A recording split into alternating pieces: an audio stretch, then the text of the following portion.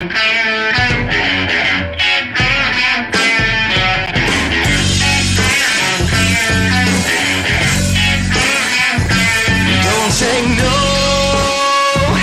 for an answer. There's no telling where we've been. And all I know is that if you can't find me, you may never want to find me again.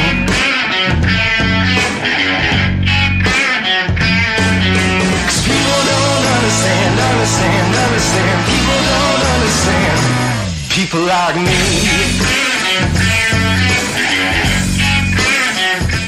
What up, everyone? We're here again for another Tuesday night of the Ballroom Podcast. I said we were going to be on Kick tonight. I lied. We're on Twitch.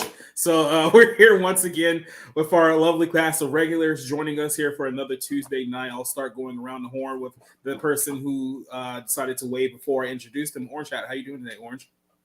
Oh, it is such a lovely day in the fucking middle of nowhere in the Adirondacks. I'm doing well. And somewhere near to the middle of nowhere that Orange Hat is in, our good buddy Cider. How you doing today, sir? Yeah, I'm in Maine, at the edge of the world, the end of the 95, and where they keep the good weed. So, yeah. Uncomfortable close to Canada, as I like to call. Tucked in. Our good buddy Rob Marlowe's joining us here again. How you doing today, Rob?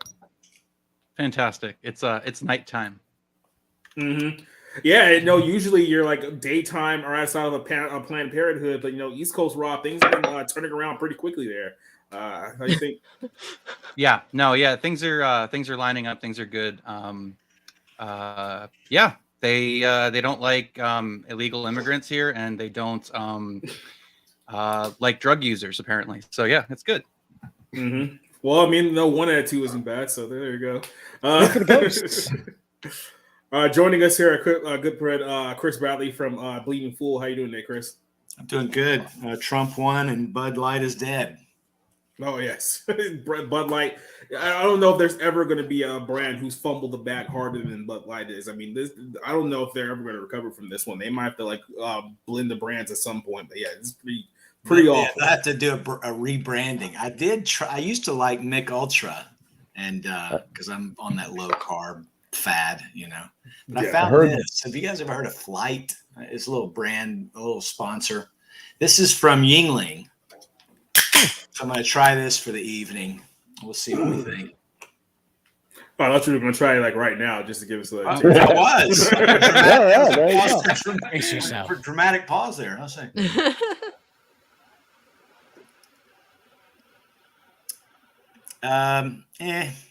That's all I'm going to say. It's not bad. It's cold. It's wet. I wish I had a button. It's better than Bud Light. I'll leave it there. Yeah, you don't feel gay after taking the first sips. That's great. Yeah. Yeah, no rainbows. At least they're all out your butt. I heard the freak actually left the country. You talking about my buddy Dylan? Yeah. He's got to go mess up another. Maybe Grolsch is next. Who knows? I don't know. Aren't all the degenerates in France right now? Isn't that where? Like, hey, you can have it, or you can have it. Ukraine, like whatever country it fled to, you can have it. The degenerates are everywhere. The degenerates are everywhere. You can't escape degeneracy. When you said the freak, I thought of Hunter Biden. I'm not gonna lie. That was my first he said thought. The freak, not the. Have you seen my latest? Short, Cassie? Oh no, I don't be keeping up with shorts. I do try to, but it's hard to sometimes. I gotta check it out. Though. Oh, there's crack at the White House, and we don't know where it could have possibly come from. We'll probably never know. It's like, really? Yeah, we're gonna get to the bottom of this. Then it's fucking buried. It's like, it's fucking hunters. There's literally a video of like Hunter Biden doing the whole coke sniff, like literally right outside the White House. Oh. I don't think they can comment on an active case investigation. Mm-hmm. It ain't active. They fucking buried it. Yeah, that's the whole goal. They've just been burying everything. Who it is. Mm-hmm. They know exactly who it is. Even if you couldn't figure out the origin of where the crack came from, you would at least have a person of interest right away that you could point to. It's like, hey, anyone asks this guy over here, known coke problem guy over here? Yeah, if it was a black community and some crazy shit goes down, like they normally, visit the usual suspects. But since it's Hunter Biden, it's sort of a different thing. But these are the same people that claim that hey, they love minorities, but they keep treating minorities like shit. But hey, people like Hunter Biden. It's not Would've like been they've got hilarious if it video was of a the- man doing crack cocaine or Right. something. It's It's not like, I mean, what would he know about It's coke? not like every corner of the White House except the personal section is It's on wired. video. Yeah. Right? It's not And like not the only only that, people that don't get checked out when they come in are the you family have to that sign live there. in when you come Yeah. in. Like you I have said, to time and date when you come in. So you it's like, couldn't- it's a mystery. You couldn't bring crack into the White House if you actually tried to bring crack into the White House. I don't want people to understand that. It's like- Well, the What's sad $32,000. Yeah, the $32,000 question is: did he have a crack lighter on him? Because you know that's you need that. That's part of the equation. But They have you- crack rings. They have coke rings. You can That's literally right. wear that shit, bring it in. There you go, man. That's it. Whoa. I think the problem is They do. we I know they're never did lying. it. You know, we know they're Yeah, they- lying. They know we know they're lying, and we know they know that we know they're lying. So when does it stop? I mean, it's like Gaslight Nation we're living in. Mhm. Yep. It's a sad state of affairs. But speaking of a sad state of affairs, I forgot to introduce Cassie. So how you doing, Cassie? Yes. What up? I mean, everyone is looking at Bud Light, but I'm waiting to see what happens with Ben and Jerry's because Same. it was all about like, hey man, Native Americans, they got shit all over in our history, and then it's like, well, but you own their land. What are you gonna do about that, motherfucker? Fucking That was crickets. delicious. Well, Yeah, that was here's the delicious. problem. Here's the problem with Ben and Jerry's. It's like Ben and Jerry's has always been a woke Yeah, drug they've been supplier. woke for a minute. So, I mean, I don't know how that's going to make it like any different right now. They're not exactly alienating their demographic. Yeah. I want to hold their feet to the fire. No, I agree. Y'all claim to be about that shit with the virtue signaling every chance you get. Okay, now you have to prove it. You gonna give them their land back, bro? And it's not just one place. Apparently, it's two. So you gotta give it all the fuck up now. Otherwise, everyone, I'm gonna hold you to that forever. I haven't had Straight Ben up. and Jerry's Cassie's since they broke were out the freaking, ghetto. I haven't had Ben and Jerry's since they endorsed Ilhan Omar. Oh, right. Well, I think it I was mean, before maybe that. even work well before that too. I mean, Even they way, go yeah. back. I mean, I back was with Jerry always, Garcia. I think Who's you muted? know, I like Who the you keep idea that muting me Cassie's for, bro? Well, I'm muting you because you have a feedback coming out of Oh, your yeah, you do, microphone. Cassie. So, Really? yeah. Oh, my bad. their Mm. fuzz. You Man, got a let fan me on in your know. room, Cass? My AC. Hold up.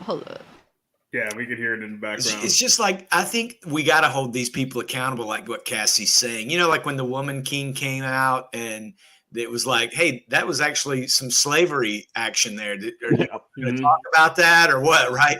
Because it's not like we would have minded it if they had included it. Right? In other words, if Ben and Jerry had come out and said, "Hey, man, we should be giving this stolen land back to the natives, and we're going to start with our own plant."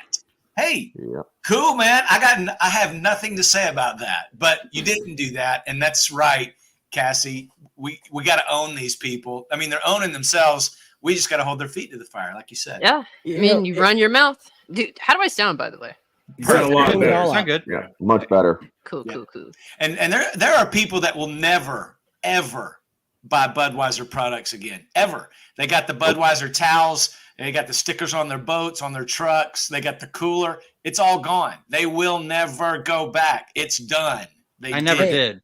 Yeah, I never It's- had a Budweiser in my life. I have But had you know what I Stella. mean. You know what I'm but I think saying, though. that's There are people with the posters and all that crap. That's over.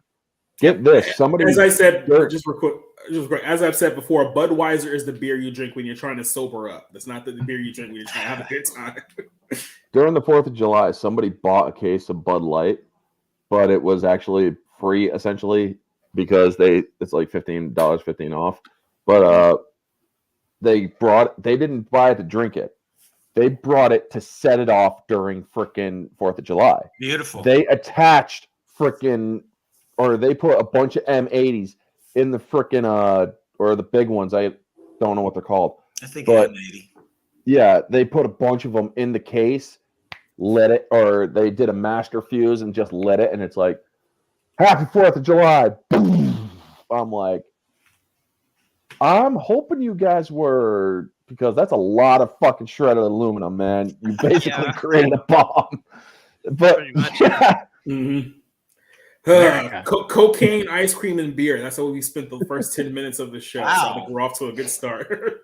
Let me introduce some of our guys in the chat right now. Oh, yeah, exactly right. Duke Nukem saying that if you have any superpowers, what would it be? To overthrow the infidels. That would be my superpower. So I don't know about you guys. My superpower would definitely be to destroy the federal government. Mm-hmm. That would be my goal. I just want to fly. That's my superpower. Because I'm Dude, 5. I'm with I want to Rob. fly. Yeah. Yeah, I'm with Rob. I'm gonna fly. I don't know about you guys destroying governments. I just want to fly around and be like, my dick's in the sky, motherfucker. I just want to be a giant Digimon and overthrow the cabal. That's all I want to do. Is that too much to ask? Okay, that's much more colorful. I'm behind that. Yeah. I like time travel. I don't know. I Oh, hate yeah. heights. I don't like to fly. Elemental kinesis. All 4, kind of like the fucking last Airbender. Yeah. Okay. Because that way I can fly. And everyone just turns into evil Superman. Except for Rob and I, we're just out here just dragging our dicks through clouds. Whatever, dude. Rob's luck, he'll just like run into a plane. Maybe I'm a loner anyway, so it would make sense that I would literally just want to be alone in the clouds, just like fuck you people, go away.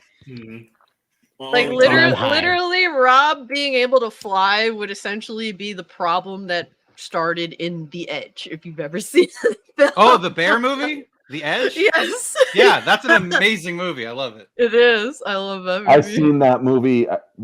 Isn't that one of the older ones? 97. Alec Baldwin absolutely eats shit near the end. It's great. If you haven't seen it, you should watch it. Wasn't it basically a bear revenge story where the bear or its mother was killed and then this bear just went after the guys? No, it hasn't. It's just the bear. Like there's a killer bear. Their plane crashes in the Alaska wilderness, and then Anthony Hopkins is given this survival book. He's this billionaire, so he's a guy that shouldn't be able to survive, but he does because he's at least somewhat world weary. Yeah. So, well, Neil has a question here. He says, "What trilogy would you rather watch, Star Wars or The Lord of the Rings?" I'm choosing Lord of the Rings because it's actually good. So yeah, there you go. I agree. The original Star Wars trilogy is still good, but Lord of the Rings trilogy is better. Yeah. So I think we're all in unison there. Doba Fett saying, "Howdy, how you guys doing today?" Duke says that Kick stomps Twitch ass. Probably so. Our good buddy Spencer's here, and we're talking about one of his favorite celebrities in the whole wide world here tonight. We'll get to that one in just a second. Neo saying, "What up?" Alex versus Evil is here. Cassie, you'll see her in the chat throughout the course of the night. Bud Light. It sounds like butt. That's all I can say. Along with Ben and Jerry's. Tackus Jones says, "Drink him if you got him." I mean, I think the stock on those are probably dramatically falling apart. So yeah, drink him if you got it. Slowly, exactly. I have a question. Go ahead. Is there a beer that's actually good? Like, because I've tried a few beers in my life, and they all taste like piss and leather. So, how many of them have been out of like a tap? I couldn't tell you. I don't know. No, I mean, like you've never gone to a bar. Oh, to like an actual bar. Yeah, because the microbrews out in Western Washington are fucking awesome. I say that as somebody who hates beer. You know, like there's 2 beers I like. It's Boulevard Wheat and Tangerine Wheat. And they are both mass produced, but honestly, it's not going to taste better than out of a tap. If you get a bottled beer or a canned beer, in my opinion, those taste like shit. But so out here, I drink alcohol. I drink cider. Alcohol is an acquired taste. All of it. Yeah. Cider to me tastes good. LOL.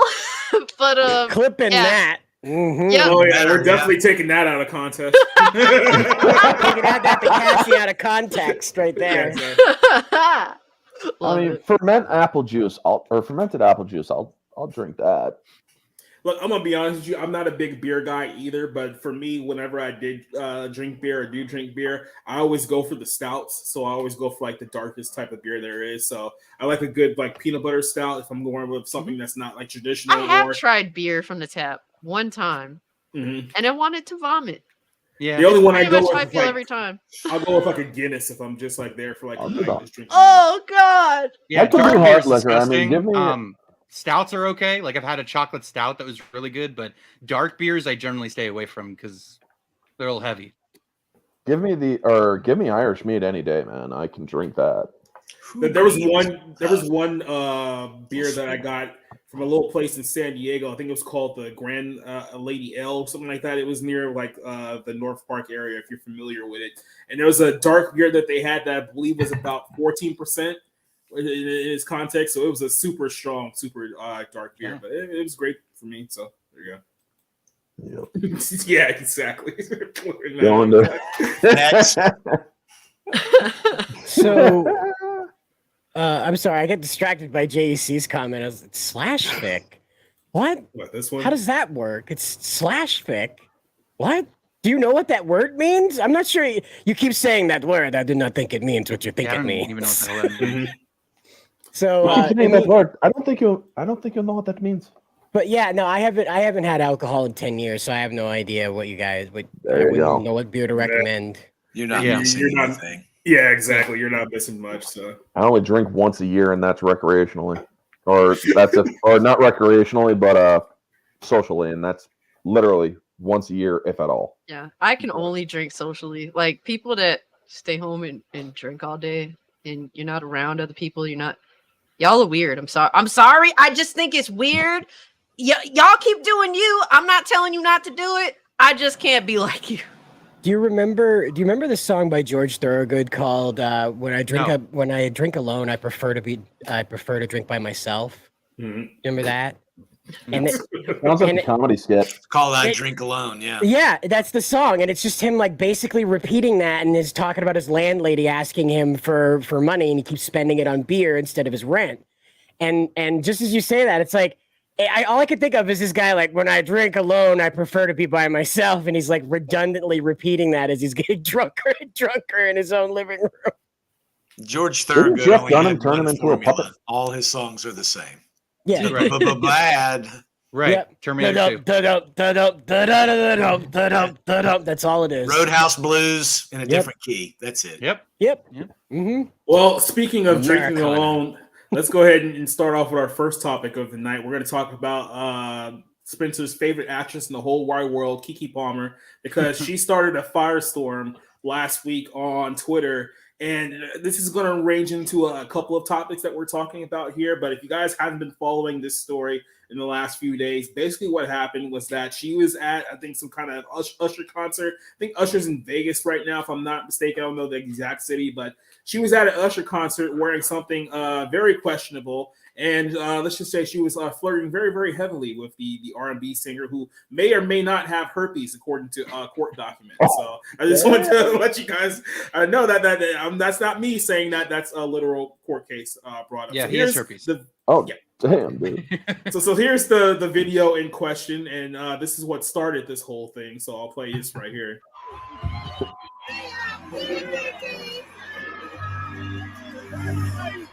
So I just want to point this out too, that Keke Palmer has a boyfriend and also has a child with said boyfriend. And here she is out in a concert dressed like this, and then you'll see where the video progresses as we go along.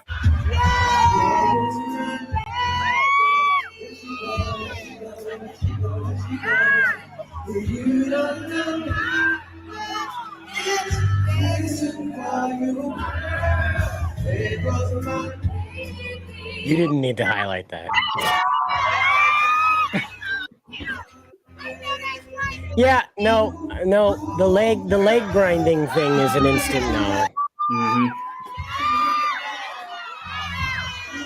And the outfit with full ass out, probably not a good thing too. Basically not wearing for it. mom. Awesome. Wow. It's Usher. Why are you losing? It's Usher. Calm down. You probably got the herpes from that freaking The Faculty movie. Oh yeah. Quit screwing when around was he with last aliens. relevant? Like 1998? Like who listens to Usher in the 21st century? That's where all of our pop stars go when they hit the Vegas circuit. Once they're done being as big as they were 10 years ago, you go to Vegas and make a whole bunch of money off of. But it's like when I was 18. Women. It's like 2008. What the last time Usher was relevant, and Keke Palmer and me are about the same age, so I guess it makes a little sense. But why is Keke Palmer relevant? Honestly. Because what was she's she black. in the stripper movie? I literally don't know. Was Where's she she girl in from? Nope? I don't remember her. I don't remember her at all. It's like she's been in a bunch of things, but she's never really been like the main attraction. And like she's been in a bunch of stuff. I mean, she hosted SNL. I remember that when she was pregnant, right? I think. And that wasn't even that long ago. So well, SNL's irrelevant. I mean, honestly, yeah, I'd be pissed if I was Darius Jackson. She acting like a hoe. But so just so I'll let you guys go off. Oh, whoops! Pump the brakes. But essentially here, so yeah, Jackson went out and made a social media comment saying that he didn't appreciate what she wore at this event. And when I mean like the entire authority of Black Twitter came down upon him, like everyone went after this guy as if somehow he was in the wrong in this whole situation. I heard posts throughout the entire week saying that, you know, Keke Palmer is a bad bitch and you don't tell bad bitches what to do and what to wear and then all this like just off the wall stuff. You want to hear delusion? I'm gonna bring this little article here up.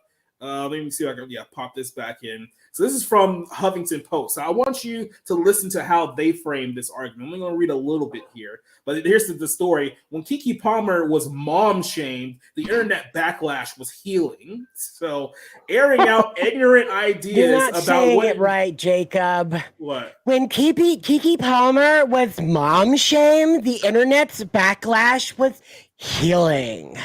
Airing out ignorant ideas about what it means to be a Black mom is a great way to get dragged.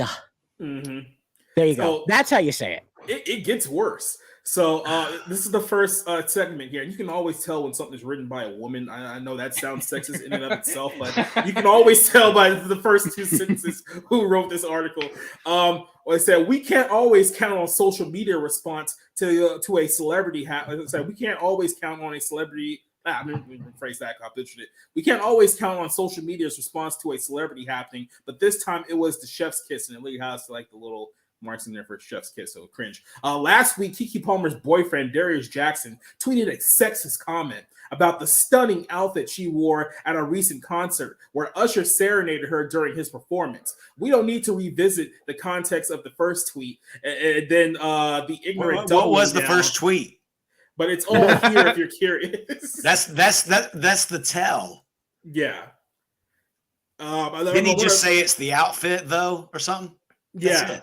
So literally what he said is that it's the outfit though, you're a mom. That was the tweet. We don't need to revisit that tweet. Yeah. And then he followed it up by saying, we live in a generation where a man of a family doesn't want his wife and mother to his kids to showcase her booty cheeks to please others and gets told how much of a hater he is. This is my family and my representation. I have standards and morals in which I believe. I rest my case. Amen. So, but apparently you can't say that. You can't be saying that to a bad bitch. That's not what. So she's a Black mom bad bitch. Is that it? Oh, exactly. Yeah, that's a thing. He shamed her.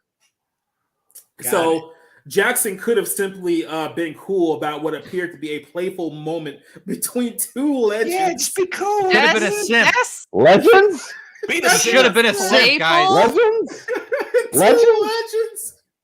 And then expressed his discomfort with it later in a much more private time. Now, keep in mind, she wasn't doing anything in private when she had her ass out grinding on Usher in front of thousands of people. Apparently, he's the one who needs to bring it in a private manner, so whatever. But instead, he learned that airing out what turned out to be some mom-shaming thoughts was a great way to get dragged by several social media platforms. So what is mom-shaming? Telling someone who has a child that she can't be a whore. Don't act like a hoe. Yeah. You got a kid. That's mom shaming. Mm-hmm. So, like I said, Pamela Anderson has been mom shamed for years.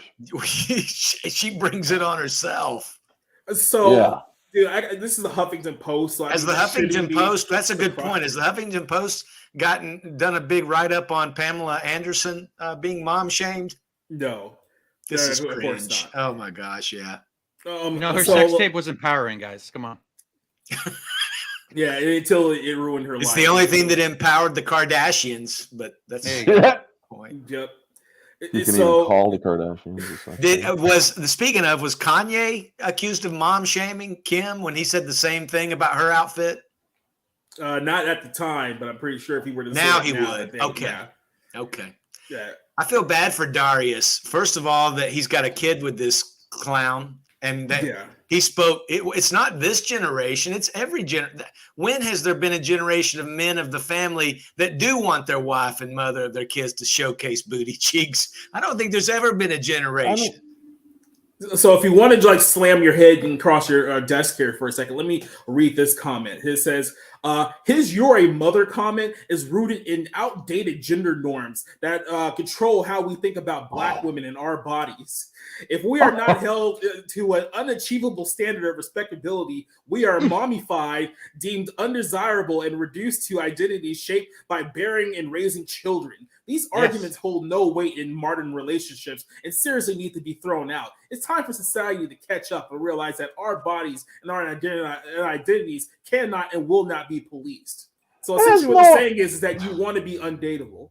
Like you want to be just absolutely unattractive. It's the next sentence, Jacob. Wait a minute. It's the next sentence. That's the chef's kiss on this cringe. Go back. Let me pop this back up real quick.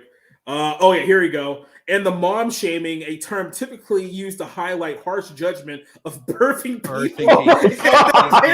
Fuck these stupid fucking retards. Who wrote this shit?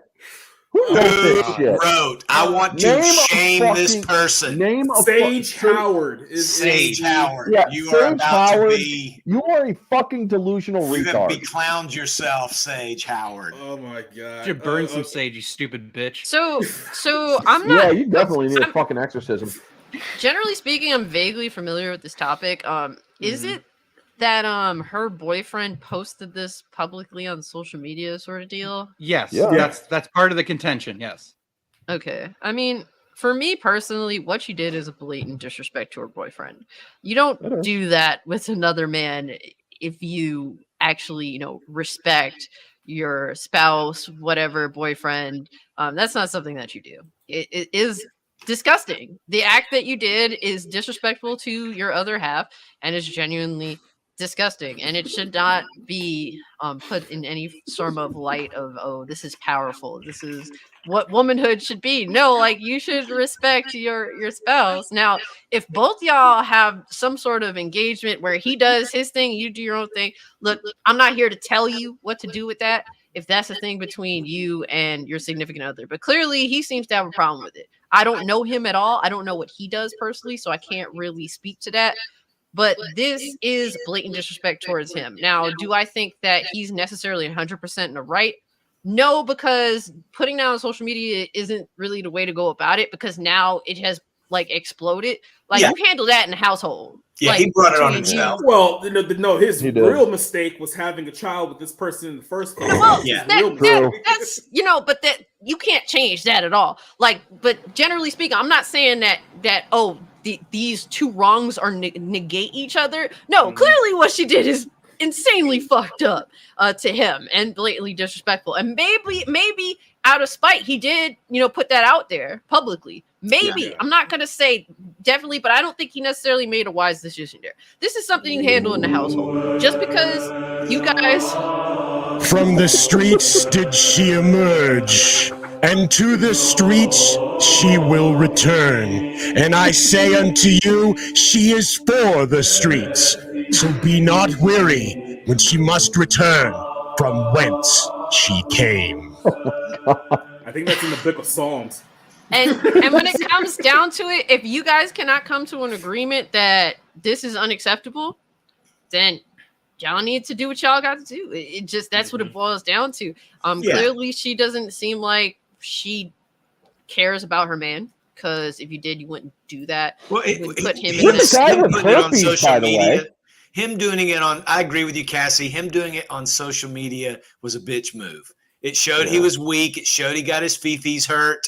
He shouldn't have done it. He should have just ghosted her and just said, hey, you go get with Usher. Why don't you go get with Usher? Or go cry to your mommy, because I don't deal with hoes. And when our kid asks me why I'm not with you, I'm going to show him your Usher video and say, I'm not going to raise my kid with no hoe. Sorry. That's what he should have done, but he didn't. So you're right.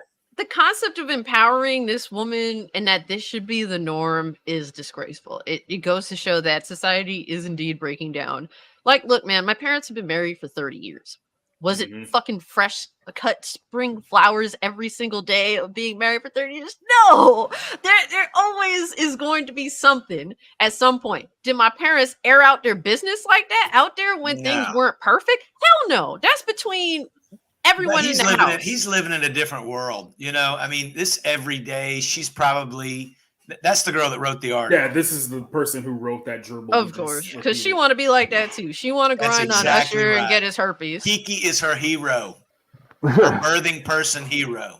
And this is the other thing too, just real quick, and I'll let Rob go. This is another thing that absolutely infuriates me. It shows you how selfish these people are, because in their mind, they're only thinking about, can't he having men out here controlling us, telling us what to wear? What about the fact that you're a mother and that one day your kid may grow up and then there's going to be a video of his mom with his ass out at a public stage and grinding on with someone who's not their father, by the way, and that this might be lead to a source of ridicule that they'll have to deal with for the rest of their life. Maybe don't do whole behavior because you don't want your kids to have to suffer from your stupid decisions. Did you ever think about that? But a lot of these women these days don't think about that. All they think about is themselves. Yes.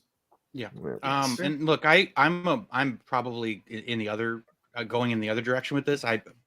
As soon as Keke Palmer did this, it's fair game. I don't care. Yeah, you're a dumb bitch, and I'm gonna make fun of you on social media. And then I'm gonna get an avalanche of shit for it because obviously there's more people on Twitter that unfortunately seemingly think like Keke Palmer than her boyfriend. Look, at the end of the day, she's you're in a more relationship. popular. Keke's more popular. Right. She's got more fans than this kid does. Absolutely. And so in terms of like a chess move, it was probably dumb as shit.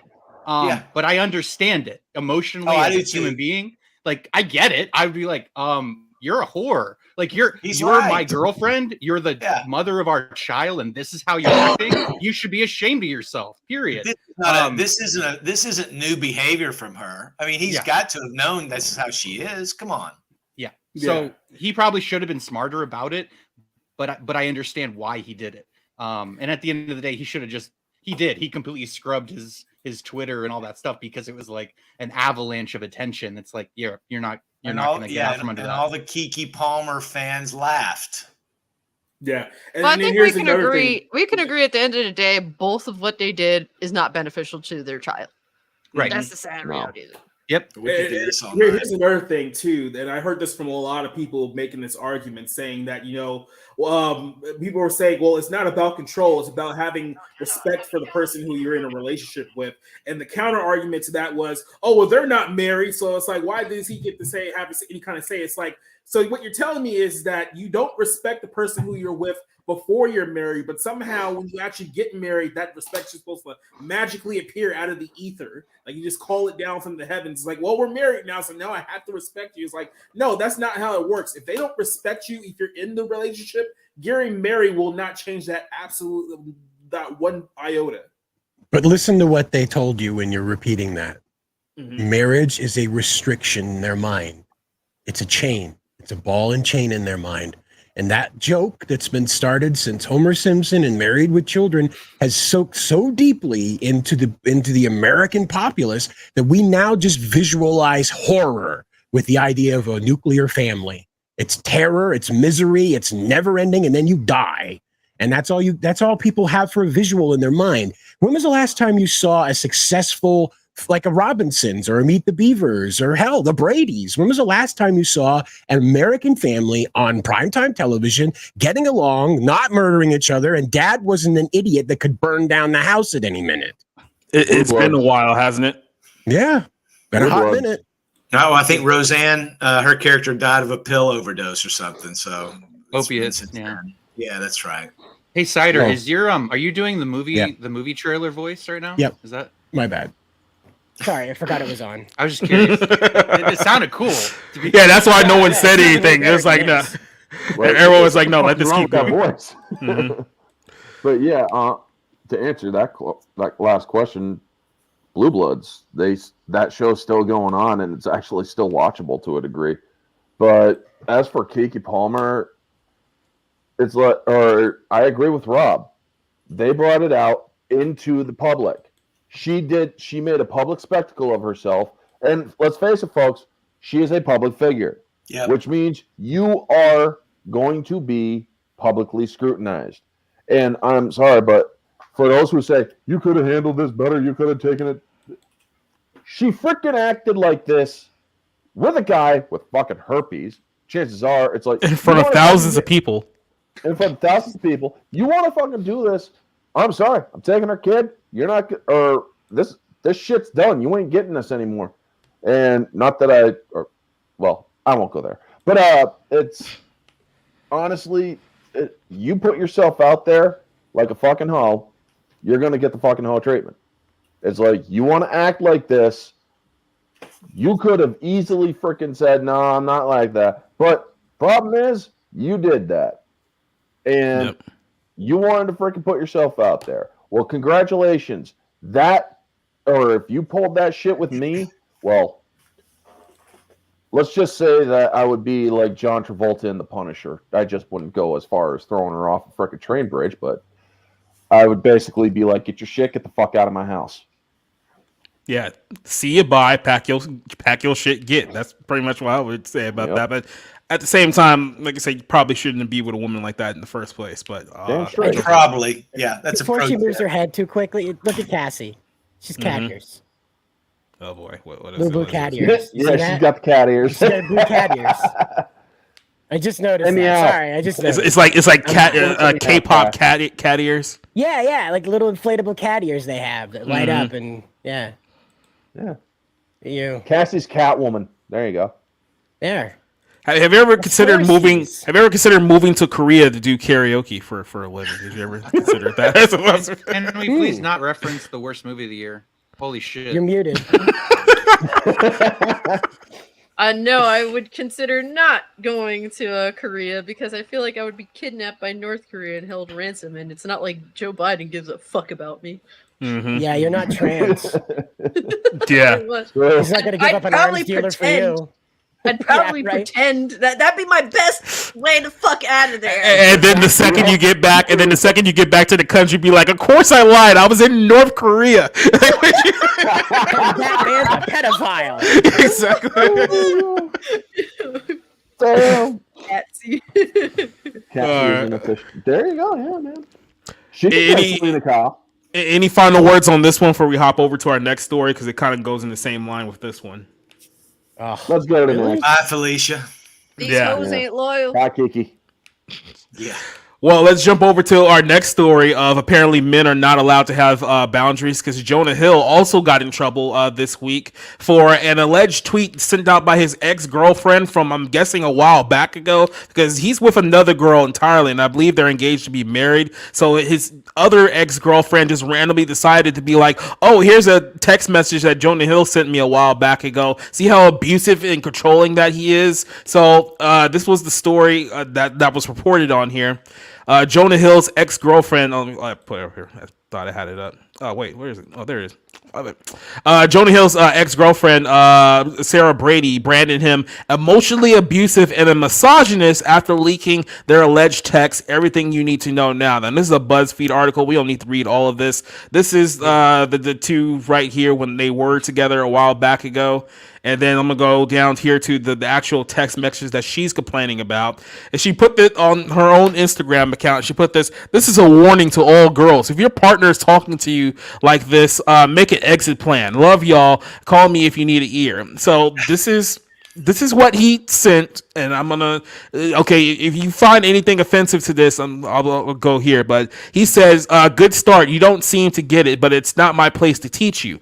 I've made my brownies clear. You refuse to let go of some of them, and you've made that clear. And I hope that makes you happy." So he was objecting to some of the things that she was posting on her Instagram, some of the people who she was surrounding herself with. Now there is there should be a text. Okay, here it is. So this is the text that went viral, and this is the one that she was complaining about. This is the reply to that. It says, plain and simple, if you need listed things, surfing with men, boundaryless, inappropriate friendships with men, to model, to post pictures of yourself in your bathing suit, to post sexual pictures, and have friendships with women who are in unstable places, and from your wild recent past that goes beyond getting lunch or coffee or something respectful, I am not the right partner for you. If these things bring you a place of happiness, I support it, and there will be no hard feelings. Those are my boundaries for a romantic partnership. My boundaries with you are based on the ways these actions have hurt our trust. So this is the message that she sent, saying that, oh my God, isn't he so abusive to me? And then people were like, well, you're essentially mad at him because he set boundaries for the relationship. Like, are men not supposed to have boundaries for relationships? Now, keep this in mind. When we were talking about the Keke Palmer story, people were saying that, oh, well, he shouldn't have posted this on social media. He should have tried to handle it in private. Well, here's a guy trying to handle his situation in private, and guess what happened? The woman posted his text on social media and makes it a public issue to begin with. Now, there's another part of this story that just broke from this, but I'm actually going to hold off to get a little bit of discussion here on this aspect of it. So, Chris, I'll start with you again. Is Jonah Hill in the wrong for setting boundaries in his relationship, or is he being emotionally manipulative and abusive like the woman here is claiming?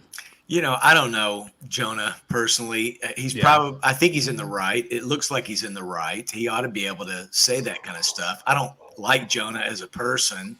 And these are private messages. He wasn't trying to get this out there. But come on, why did she put that out there? Really? I mean, she just needs some attention? This is her putting these private messages out there after he's clearly moved on means he made a good decision. So point for Jonah. What do you think? Yeah, I mean, look, when this broke, I was just like, are you fucking kidding? He's a misogynist and a narcissist because he literally laid out what he's comfortable with and what he isn't. Okay. Listen, I know a little bit about Jonah Hill. He's a deeply insecure, sensitive guy who's dealt with weight issues his entire life. He's this is somebody that probably fits that Hollywood, therapy talk sort of he's in that world and he sort of has to talk this way in relationships simply to, I don't know, not get got, if you know what I mean, by post Me Too. So I think it's certainly it makes him look insecure. It makes him look kind of weak or whatever. And that's fine. You can have that opinion, but just on a human level, it's like, dude, he laid out very clearly what he was comfortable with and what he wasn't comfortable with. You can take that or leave that, and at the end of the day. So this is what a relationship is, by the way. Compromise and communication and discussing what your fears are, your trust, the level of trust you have. I mean, this is a completely callous, unconscionable thing to do. To just release somebody's text messages in public who's a celebrity. It's sort of just like, okay, so not only are you a dumb bitch, no other celebrity is going to come near you because why would they? And so, any celebrity or not. Right. And so she's trying to get attention for this. And it's like, you're burning any bridges you might have built from simply saying, hey, I was associated with a famous person and he abused me. It's like, you're not even going to have 2 minutes of fame, you dumb bitch. So it's like, well, I mean, you're also telling your future boyfriend that, hey, if we break up for whatever reason whatsoever, then years later, I'm going to reveal all of our text messages to the public, which is like, okay, great. That's a big red flag that I can completely avoid you at all. Because if I can't trust you with our private messages, then what's the point of having any trust with you whatsoever? So, in the real world, not exactly the best one. The real world is not Twitter. All and Instagram, all those you go girl and we have your back. It's like those are literally nobodies who will not have your back in the real world. And it's like you're doing this for literally a second of internet clout, and then everyone is going to forget you. So to me, it's just like, what the fuck are you even doing? Yep. Yeah, I agree. It's one of those things where, when I look at this situation, I don't have any problem with Jonah Hill here. Whereas, I had a little bit of pushback for the previous individual with Keke Palmer because two wrongs don't make a right in this situation. Clearly, he privately had this discussion with his at the time girlfriend and laid out the boundaries. And if she can't agree to this, then get to fucking stepping. That's how it's supposed to be. Like, you're having a discussion, and either the person that your significant other can understand, and also your significant other lays out, their issues, and y'all come to some form of agreement, or y'all just ain't meant for each other. And clearly they're not together, so they came to that conclusion at some point or another. So it is very disrespectful for her to put this stuff out here. And I hear that Jonah Hill is apparently, I don't know if he just had a kid or is a kid on the way. I think that he's living through happy times. And for this cunt to just put that out there, like, you're a terrible person. Like, just talk about someone that just you're bitter. You're a bitter bitch. And look, I don't know this person, but it's one of those things where I would technically have to question, but at this point, I don't even care because it's over with. Like, the one thing I would question is, was she doing this before y'all got together? And then that can become problematic. Does she make money from this? Like, how much money does she make? Were you willing to subsidize the fact that she would maybe have to potentially give up some things? Like, that is a part of that discussion. So, like, I can't really speak to that, but clearly it's over and done with for years. So there's no reason for this woman to have put out these texts. She just comes off like a bitter bitch, and she deserves the smoke, period. I agree, because here's the thing: where Keke Palmer made her entire thing public, that entire shit public, this was done in private. Once you bring private shit out, that's when it becomes actually very wrong, because all he did, look, I'm not comfortable with this, I'm comfortable with this, but not this, and you freaking take this shit to try to make him into a cup. Now I don't like most of Hollywood. That ain't no secret, but nobody freaking deserves to have their personal shit thrown into freaking social media for everybody to grab onto it like freaking piranhas on a carcass in the middle of a freaking river. Mm-hmm. I'm sorry. That's just not right, because not only that, he can actually go after you for freaking defamation, harassment, and all other sorts of shit because you actually did that. So I hope he actually does go after her for some shit like that, because honestly, women who pull that shit, I hope they are never trusting, and I hope they live a life of misery, because you are just overstepping in the worst way, besides cheating and shit. They're not destined for a life of happiness on what the decisions that they're making right here. So are there any parts on the Jonah story, at least this part of the story here? Well, hey, I've been engaged 3 times and dated multiple women in between there. I didn't stumble into these 3 in rapid succession. But what I learned is that my stuff never came out, obviously. But what I learned is you just don't say anything. Just don't say anything you don't want to explain. Right? There you go. Yeah. Making a list, that's fine. That's fine, because you got to let them know what your boundaries are, and you got to be clear about them. So making a list is fine, in my opinion. He didn't do anything wrong, in my opinion. He didn't do anything wrong. And I don't think she did either. I think what you're looking at is a massive miscommunication. I really do. I think because she's coming from a school of thought where bad bitches don't get told what to do. We just read that in Kiki's article. Yeah. And he's coming from a more traditional lifestyle where he wants to have a woman to come home to, share his life with, go on adventures with, have his Lady Laura Croft on his arm when he goes plunging into the caves of Hollywood, that kind of thing. And that's their miscommunication. You'll find that a lot in modern couples, is that the lady folk kind of come from a place of invulnerability, and the men folk come from a place of traditional thinking, like, I want a wife like my grandpa had. They're not thinking about dear old dad. Dear old dad was fed up the day he said I do. I don't think these people, like Jonah Hill, doesn't have normal relationships. I mean, he's a huge Hollywood celebrity, and he probably gets hit up with gold diggers all the time. This girl probably thought she had it on easy street. She's dating Jonah Hill. He's got a thing for her. And then he starts crowding her space when she's out fooling with other surfers and having her little model trick life. And she didn't like it. And one of the boyfriends probably saw the phone. They had a good laugh about it. You know what it is? He dumped her. He moved on. And maybe she sent these texts to him and said, hey, Jonah, pay up or I'm going to share these on social media. He said, do your worst. I don't care. I'm happy as hell. We don't know the whole story here, right? That's true. But It reminds me a bit of Donald Sterling. Do you remember Donald Sterling, the Clippers' former owner, where he was like, I just don't want to see you out with black men. Okay, it makes me feel weird. Like, right. And I mean, to some degree, Hollywood is full of these relationships. Absolutely. Weird rules. Hey, you can fuck other guys, just don't like in public. Don't be all over somebody. You know, it's ridiculous. Hollywood is weird. Hollywood's weird. It's a hellscape. Don't go there. There's Yeah. a reason why it's called Hollyweird. Or hell. Rick, you have any thoughts on this? Yes. I'm worried that you'll What are cut me they? off. I'm worried as soon as I start talking, you'll cut me off. I was waiting for it. Wherever you are. Yeah. Real quick, I don't think he did anything wrong. He said, all right, this is where I'll go. She was, I don't know, maybe she probably thought that she was in the right. And when she revealed all women think they're in the right.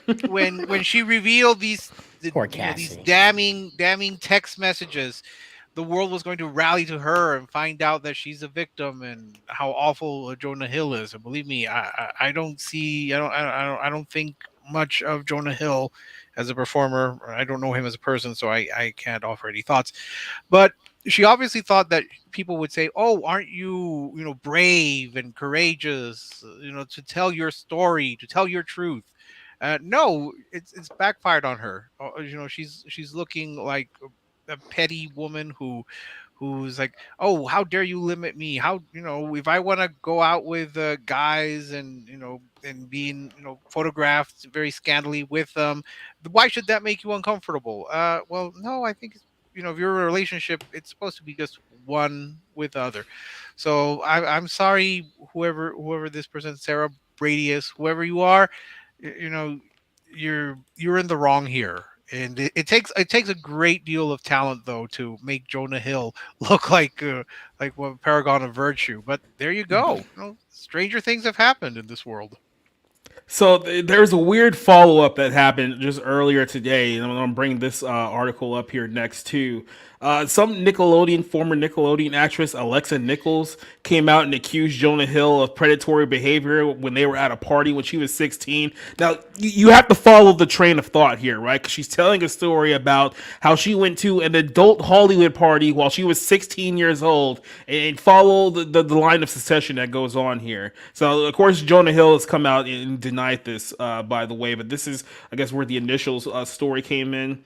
Let me go. Okay, so he says that Jonah Hill, I'll say this, when I was 16, I got invited to a house party at Justin Long's house. So Justin Long's apparently inviting underage girls to his house party. I'm pretty sure this is a line that he loves to have out there as well. But she goes on to explain that while they were at the party, Hill slammed me at the door and shoved his tongue down my throat, and I was appalled and pushed him off and ran outside. Now, there's actually Okay, so they actually did cut this one up because that wasn't even the full context of what they were saying here. So I'm trying to see if I can find another one. Because she's basically saying that she was at this party and all of a sudden, like, she was trying to ask for like a cigarette. Keep in mind, she's 16 years old, and she was trying to get one from Jonah Hill. And then Jonah, I guess, made some pass, told him to go to like another room, and then that's where the alleged thing happened here. And I find it weird how they kind of cut that whole context out of the thing here. Let's see if I can. Well, it's been updated with the attorney response from Jonah Hill, so they probably did cut it up after that happened. Yeah. Was this during the filming of Accepted? Is that what?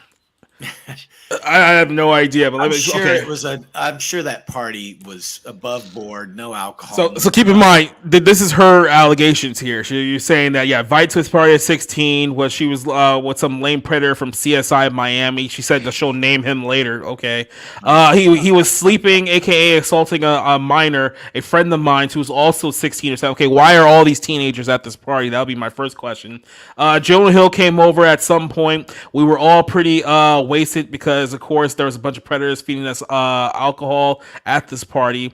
She goes on to say that he seemed to have his eye on me because at one point I wanted a cigarette, and he said that he had a cigarette in his car right outside. Didn't seem like too much of an effort, so I trusted him. Apparently that was the problem. I went outside. He grabbed the cigarettes from his seat. He says, just so if I wanted a cigarette, I had to come with him outside to get it. I said he didn't want to go all alone. He said they were all aware that I was 16. So apparently they were aware that they were underage. That's what she's alleging here. It said Jonah Hill didn't hand me the cigarette, which I thought was weird. It said we walked back to the door. I asked him for it. He said nothing but slammed me at the door, shoved his tongue down my throat, and I was so appalled I pushed him off at me and I ran back inside. So that's what she's alleging here. This came out like a few hours ago, and now, like I said, Jonah Hill's lawyers are now apparently getting involved in that side of the story. So what do you think of that whole part of the story that came on top of all this? Is just taking advantage here, or do we just say, well, it is Hollywood, so I can't possibly see this happening? Well, look, this was 15 years ago. If she said she was 16, all you got to do is the math of when she was an active actress. I don't think she's acted since 2013. She was 15, or this is 15 years ago because she's 31 now, right? Yeah. Jonah Hill's what, 39? So, oh my gosh, he was a 24-year-old at a party with a bunch of 16-year-old girls, and he tried to kiss one of them. Get bent. I mean, why are you talking about this thing that happened 15 years ago? Did he rape you? That's what I want to know. If he raped you, let's talk. If he tried to kiss you and you got away, how many stories of that do I need to hear out of Hollywood? Seriously, I don't care. My question the second I heard that. Assault. Yeah, true. And the question I heard when I thought of this is like, yeah, why is a 16-year-old at an adult party drinking and smoking and coercing with a bunch of other adults? They all claim that, they knew that we were underage, but it's like, is there any responsibility on your end that you were clearly at a party you had no business being in the first place? Well, I agree, but then again, look, she said he tried to kiss her. John Lasseter got fired for hugging people at Pixar. I'm serious. I don't think a guy at a party trying to kiss a pretty girl is sexual assault. If he sexually assaulted her, that's another story. But maybe I should probably be the judge on this. I would give some lenience here. A guy trying to kiss a girl at a party. Well, you have to remember that that by her own admission, they were all wasted. So the consent level, not to justify anything, if anything was going on, but both of them being intoxicated, you're not going to be in your full rational thought. And this why isn't she getting him? Why isn't she angry that he's illegally providing her with tobacco? I thought she was only 16. You can't smoke at age 16. He's giving her controlled substances. Why wasn't she upset? Why is this 15 years later? It's ridiculous. I mean, she's probably more upset that, she got invited to Justin Long's party and thought that was like an awesome event. I mean, here's the thing. To what Chris just said. If you are pulling this shit out of the freaking wood chipper after 15 fucking years, that's where red flags go off. Because you could say anything. You're on social media, you're going to get the freaking attention. There have been people who have made false accusations against somebody, claim they have been kidnapped, raped, and all that shit, and their accuser got harassed to the point where they off themselves. And we all know that story from a while back. Her name was Zoe. And I'm sorry. If this woman if she was attacked, I'm not saying she is or wasn't. If she was attacked, you know what? Take the shit to fucking court. Well, now isn't this the same 15 girl years that after came out on Dan Schneider? You can still do a civil suit. But that's not court. Taking someone to court, it would be criminal charges. Going to the police saying, somebody sexually assaulted me. See, that's the whole point. By the way, all of these cases, and this goes back to before Me Too, okay? I have always said this. If someone assaulted you, if you were raped, go to the police. File a report and see it prosecuted. This never happens. It's always about money. It's always about getting your name out there. It's all about clout. It's all of, and so it's like, I'm sorry. I will always call bullshit on things when you didn't do, and granted, she was 16. So it's like, I don't have that expectation necessarily, but it's like, if something really happened to you, then you need to follow the legal steps required. Otherwise, everyone's just going to call you out as a money grubbing whore. Well, no, not necessarily. I mean, including me, gladly. This does bring back to mind when now Justice Brett Kavanaugh was accused of being this serial rapist and having some sort of rape gang, and how many people genuinely believe this, and how many people said, "Oh, absolutely." And so the issue here is that this is being brought up 15 years. This is a long time ago. How are you going to go to the police or suggest to a lawyer, hey, I was sexually assaulted, all right, and first off, a bad kiss or an attempt at a kiss. I don't know an how attempted kiss at a party 15 years ago. I where need to file both charges. where both people were intoxicated by, Yeah. at least by her admission. How are you going to even bring that up to a grand jury to prosecute, or even to say, yes, there's definite charge, there's definite cause to arrest or indict someone for something that happened so long ago?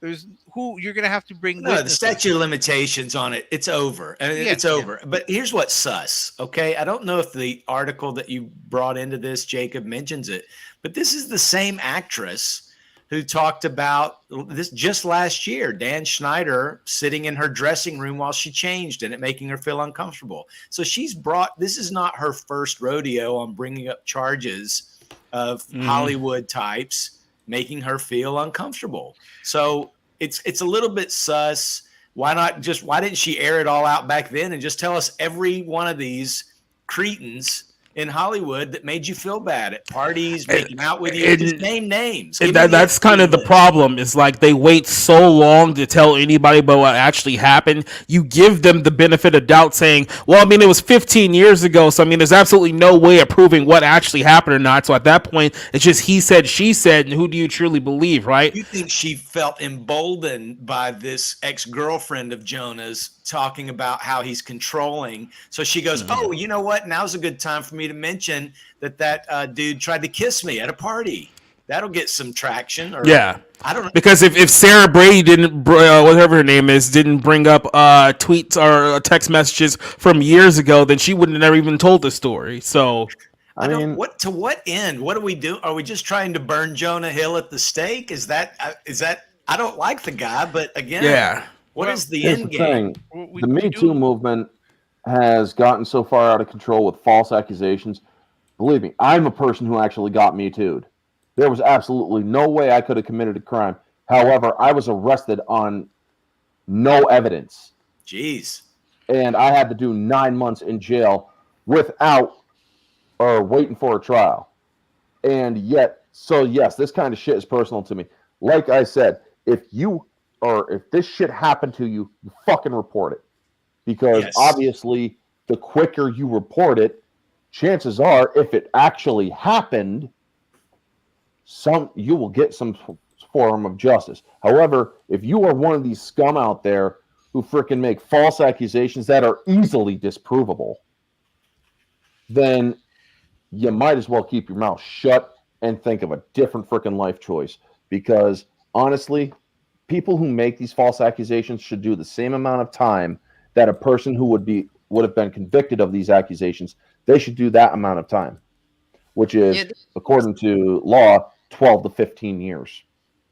Well, we do need to normalize some form of standard in which, these accusations should go about being reported. Like there needs to be a set standard that, generally speaking, society understands to follow given the situation. Otherwise, you lose out on the possibility of seeking justice. Like that just has to be, it is what it is. There has to be a set standard so people understand that standard. And, look, if you want to go down that route, if you don't want to go that route, down that route, that's, a personal choice. But there needs to be a set standard here. If you are assaulted or raped, it is so important to report it immediately, because you could prevent someone else from going through the same traumatic experience. Yeah, exactly.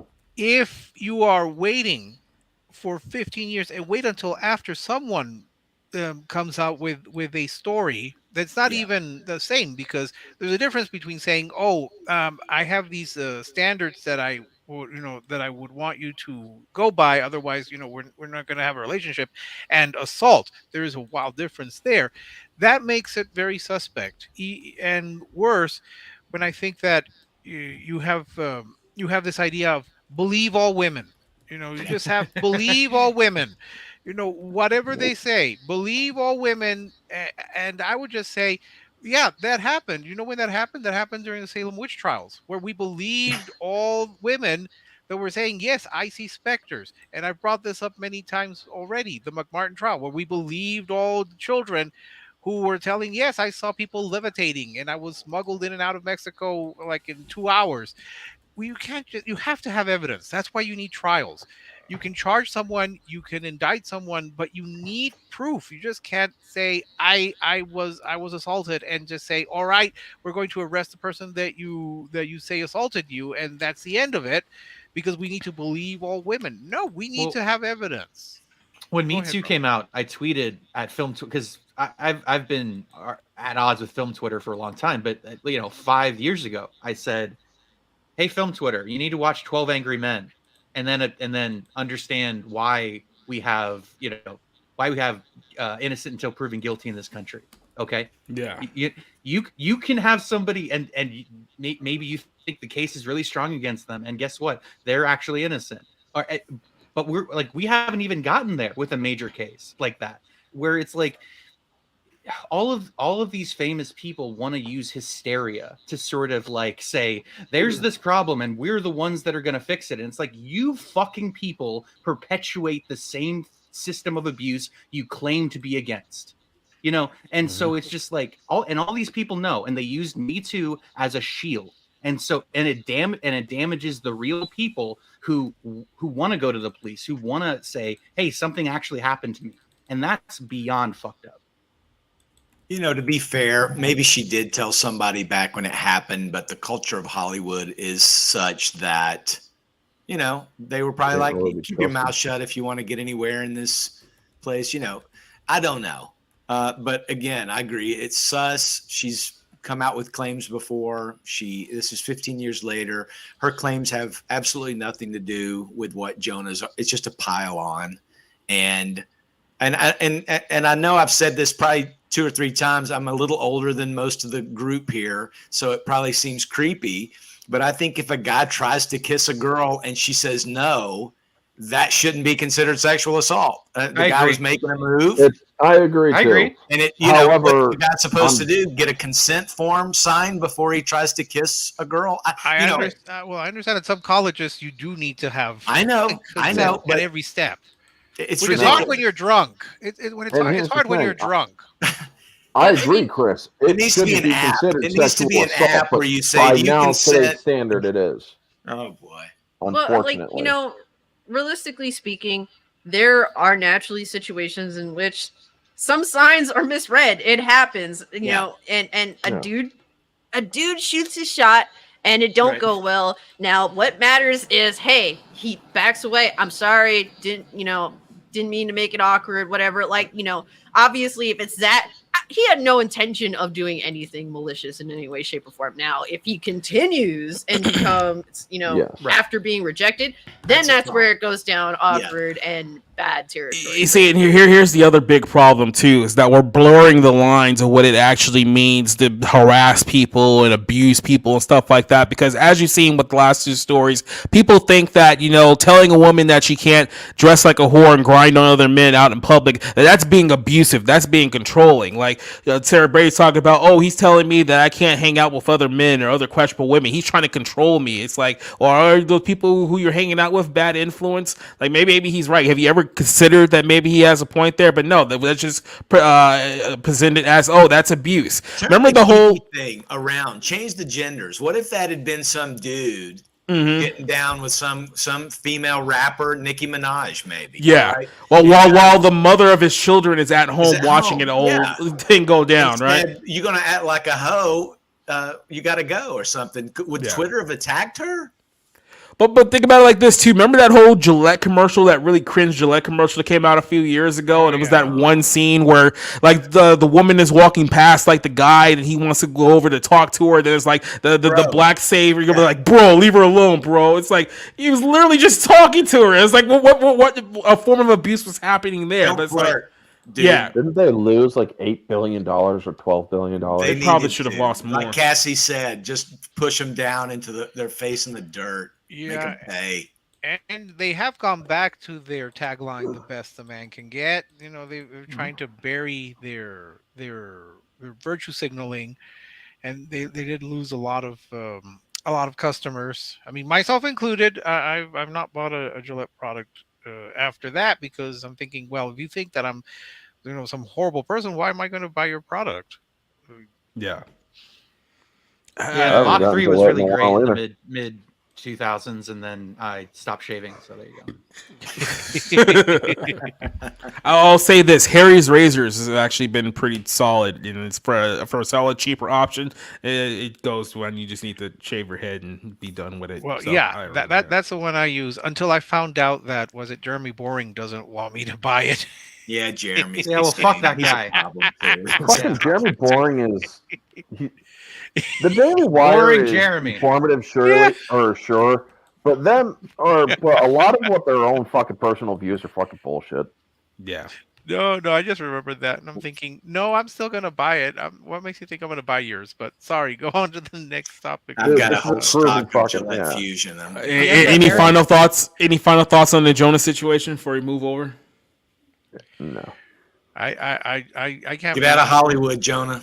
I can't believe Jonah Hill should have won the Academy Award for Best Supporting Actor in 2014 for The Wolf of Wall Street instead of Jared Leto playing a fucking cross-dressing weirdo.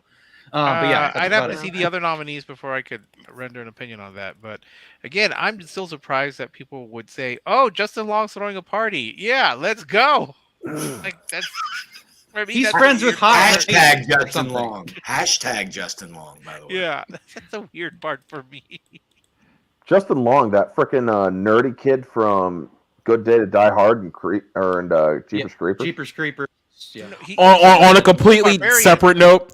On a completely separate note, if I'm in like my like low to like mid 20s and I'm at like a party and I go there to like hit on girls and I find out that there's like underage chicks at the party, I would go to the host and be like, bro, like what the hell? Like I thought there were like chicks our age at this film. Why are there 16-year-olds at this party? You would have some questions. Yeah, exactly. They're not talking, bro. They're cool. As soon as I card that bitch and she hands me her school ID, I'm dropping that shit on the floor, wiping my foot on it to get my fingerprints off, and I'm headed out the damn door. If I gotta call an Uber 2 blocks over, I gotta call an Uber 2 blocks over. But I'm gone.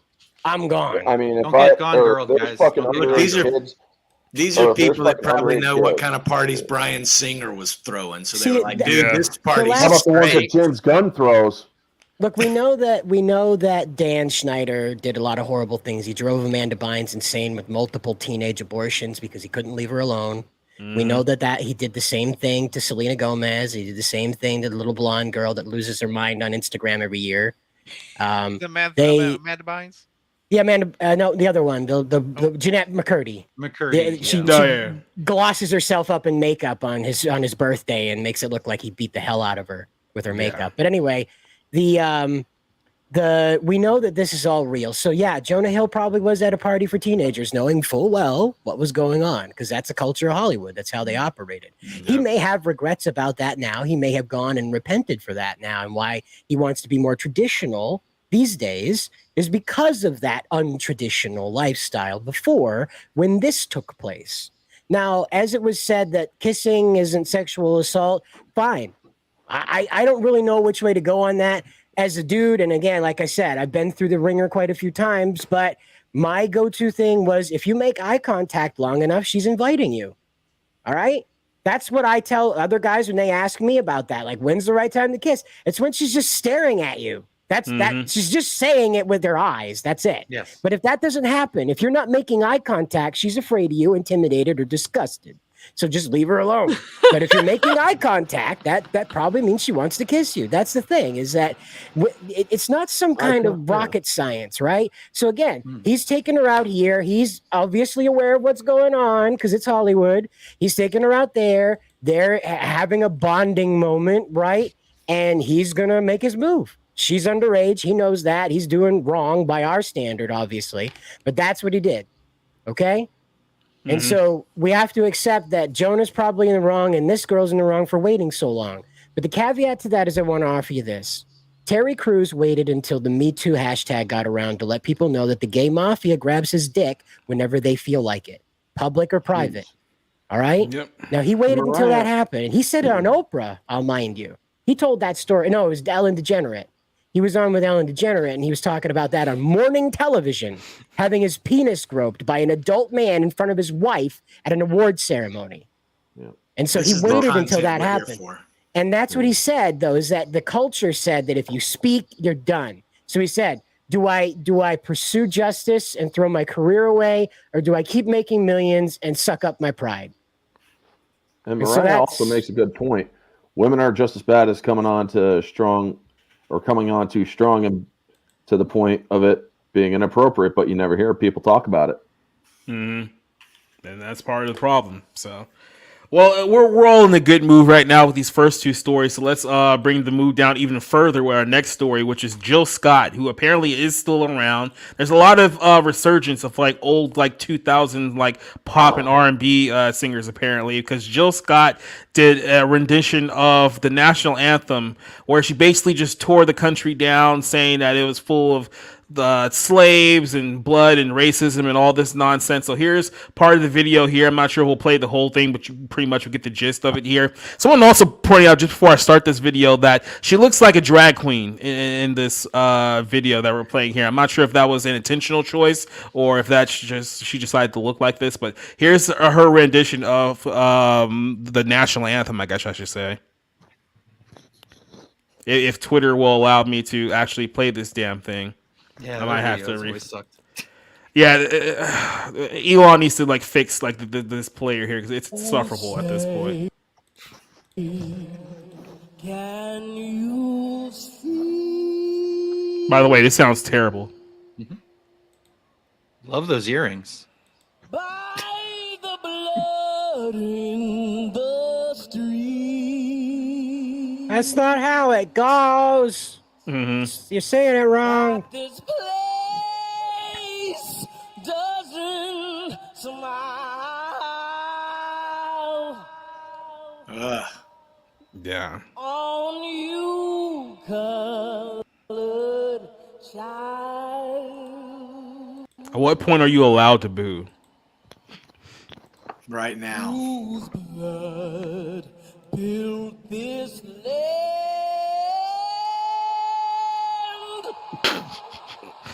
It's crack night here at the bar room. She's at the Essence Festival doing this, right? Yeah. I mean, it's a friendly audience. Oh, of course. Yeah. Okay.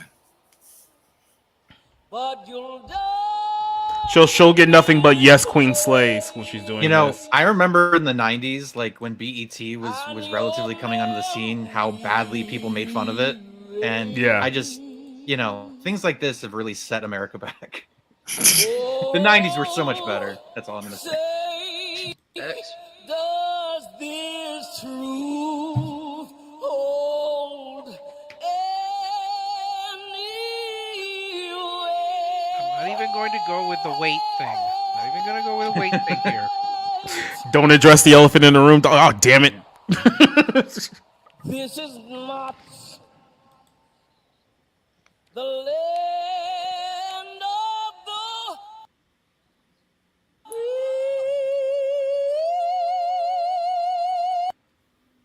Okay, Little Richard. Okay. Yeah, exactly. So basically, she said it's not the land of the free, it's the home of the slave. Blah blah blah. We get it. Not for nothing. Look, man. Does this absolutely infuriate me watching that fucking pile of dog shit? Yes. Is she a fucking cunt? Yes. Do I still support the reality that she is capable of saying this here and she's not dead yet? Yes.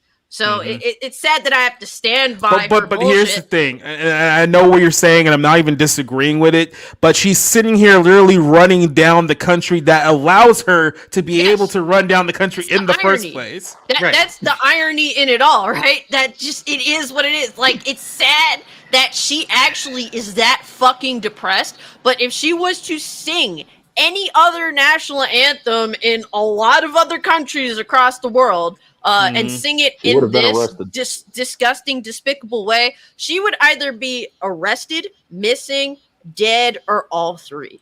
Yeah. This is the thing that bothers me. Literally the sound of freedom, what she's saying.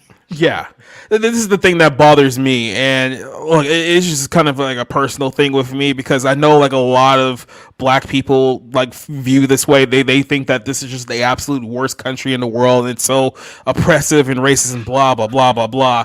Here's my thing. People are talking about, oh, well, she's a millionaire. It's like, well, that goes to the bigger part of the problem.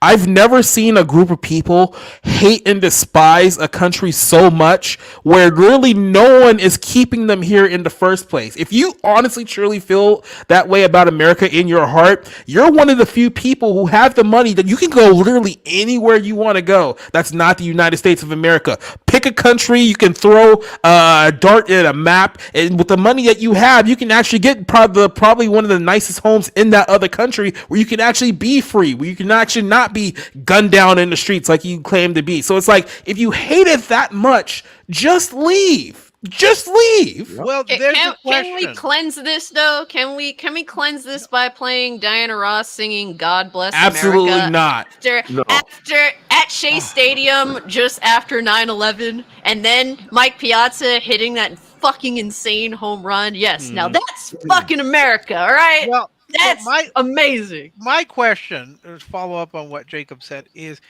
what nation would she single out as being morally superior to the United States? What nation could she point? She can't point to any nation in Europe because they're all colonizers.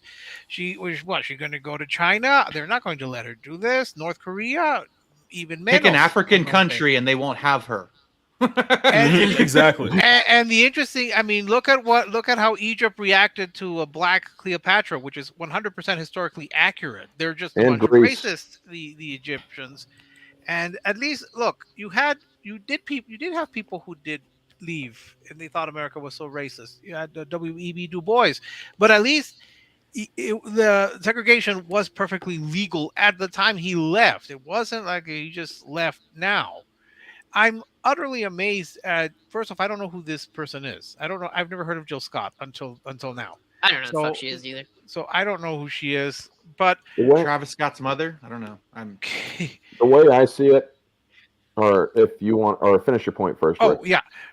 So she's perfectly free to leave, and just name this country, name this wonderful country or countries that you think would be better. I can tell you, as the son of an immigrant, and I'm figuring that almost everyone here is like grandson or great grandson. Cassie, I think your grandparents came. So no, my mom came, and I came from space. Yeah, the final frontier. I can believe that. I can believe that, Sider. Now, I can tell you that my mom was always very appreciative of this country, and she often said, "I'm the real American, not you and your father. You two were just born here." When she took the citizenship test, she was always proud of that, and she always told me that here she could achieve, and I could achieve much more than she could if she had bothered to stay in Mexico. And this is something that Miss Scott has just been indoctrinated with, this idea that, oh, this land is racist and it was built by slaves. Hey, you know what? The generation that came right after Juneteenth, you know what they did? They founded their own universities. They founded their own businesses. They founded Negro Leagues. Madam C.J. Walker founded a massive beauty line industry. Mm-hmm. Howard University was created. Booker T. Washington came around. George Washington Carver. They weren't sitting around saying, "Oh, what a terrible nation this is." They fought. They advocated for change, but they said, "You know what? We need to do for ourselves." And now we've had nearly 60 years of integration. We've had 60 years of no legal barrier, and we're told that it's worse now than it was when you had to force to sit in the back, where you couldn't enter a library that you pay taxes on. I'm perplexed as to what this woman really thinks. She thinks she's speaking the truth and revealing that America was built by slaves. I don't think America was built by slaves. I think slavery was a terrible thing, but it was not unique to America. Again, Miss Scott, know that the New World. Keep in mind, just real quick, these are the same people who praised the Woman King, which was literally a story about the people who quite literally sold their people to America in the first place, right? No, they were. It's they were not going to get fighters. any better. It's not going to get any better. We had a black president who said this country was racist. We have Disney cartoons telling people the whole country was built on slavery. It's not going to get any better. This country. Slaves. You want to hear something even bigger or better than that? The first legal slave owner was black. No. And just to point out, the country that has the most imported the most slaves from Africa, it's Brazil. It's not the United States. It's Brazil. So you take it up with them, Jill Scott. This is what I mean about being a victim, by the way. Just real quick, because I know Orange has been waiting. This is what I mean. People will think that because they have this feeling that America is racist, it'll always be racist, and there's nothing that it can do. It's like that original sin thing. It's like you're always guilty being white and loving America and identifying as an American. You're guilty because people suffered. Guess what? People suffered in every single country under slavery, whatever, throughout history. And I don't want to be insensitive and say get over it, but please, bitch, get the fuck over it. No. There's 3 victims you've presented to us so far, Jacob. 3 professional victims. What's next? It's Victim Mania night. No kidding. The way I see it with this woman, Jill Scott, I will defend her right to say whatever the hell she wants. First Amendment right. However, this country also has other rights. If the sports venues and stuff were smart, they could say, I'm sorry, but we don't feel like allowing you to sing the national anthem. We're not comfortable with you being here. They have every right to deny her access to those buildings, to that right to sing, and all that other stuff. Or if you really want to stop it, she has every right to make her voice heard. However, they also have every right to say, you're not going to sing the national anthem for us ever again. And also, and I have the right to tell her to go fuck herself too. Exactly. And also, if Jill, if you don't like this fucking country and you really have that much of a problem with it, don't blame the white guy. Blame the freaking people who sold your fucking ancestors over here. Blame them. Seek reparations from them. No, they want to heroize those people. Like I said, they want to make them heroes. And you know what, man? If you don't like it, get the fuck out. Because honestly, we don't want your fucking ass here if you're going to pull that stupid shit. And you know, not for nothing, like my grandmother on my mother's side, who's Puerto Rican, she grew up in Puerto Rico and insanely poor, like hiding money by eating it poor. Like that's the type of poor my grandmother grew up in. And when she was 18, she came to America to work. That was the goal, to work, to find a better life. And, you know, she had, met my grandfather, they got together, and for the most part, they were both working. My mother had a great childhood for a very short period of time because unfortunately my grandparents broke up. Then at that point, from like the age of like 5, 6, my mother and her brothers poor, extremely poor. And you know what? My mother knew what it was like to have and also to not have. And my mother lied to get her first job. She said she was 16 when she was 15, out of desperation to work, to better her life. And guess what? She got what she got. My mother's full Puerto Rican. You think that looking at me, oh, I'm white. My mother is a lot darker than me. She's full-blooded Puerto Rican. She did not let any form of anything stop her from achieving.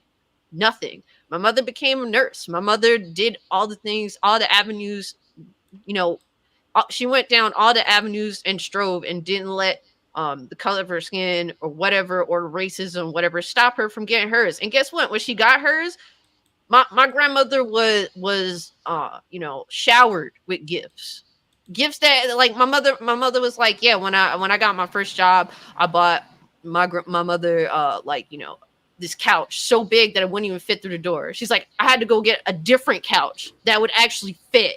Like that was like, this is what you do. You don't fucking bitch and whine. Everyone's got a fucking problem. All of us here, every single one of us, we could think of our issues. We all got something. Everyone and their mother got something going on, especially now, given the state of affairs that is modern day America under the current state, the current presidency. Everyone's got problems. We're in a recession. I don't give a fuck how upset you are that racism happened a long ass time ago. I'm sorry. I don't care. I do not care. You're not suffering. You have this privilege to sing the national anthem and be given money for it. I have to go and bust my ass for some money, okay? Like, I don't got it like you do. So you could bitch and whine about how America's fucking terrible, but I do not give a fuck. And you can go fuck yourself if that's how you feel and that's how you want to sing the national anthem. And what killed me, Chaka Khan is one of my favorite singers. And I remember her singing the national anthem like a couple of years ago and doing it in the most distasteful way possible. And it's like, it hurts because I love her as an artist. I don't give a fuck about this bitch. It hurts that Chaka Khan did it, but everyone knows who Chaka Khan is if you know anything about music. I don't know who the fuck this bitch is. You ain't shit. So be happy that you actually had the privilege of being able to sing the national anthem, because a lot of normal people ain't got it like that. Well, I do have one question. Or does it correct something real quick there with Cassie? We're in the middle of the Biden boom. We're the greatest economic. Okay, what was your question, Warren? Was she was contracted to sing the national anthem, yes?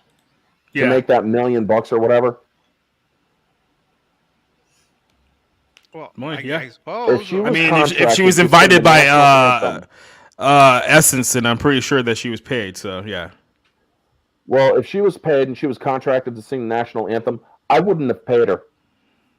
But that's the thing. But it's Essence. Essence would have supported her rendition. Keep in mind, they're the ones who put out the video in the first place, so they're not upset by this whatsoever. Hey, Chris, you're muted, by the way.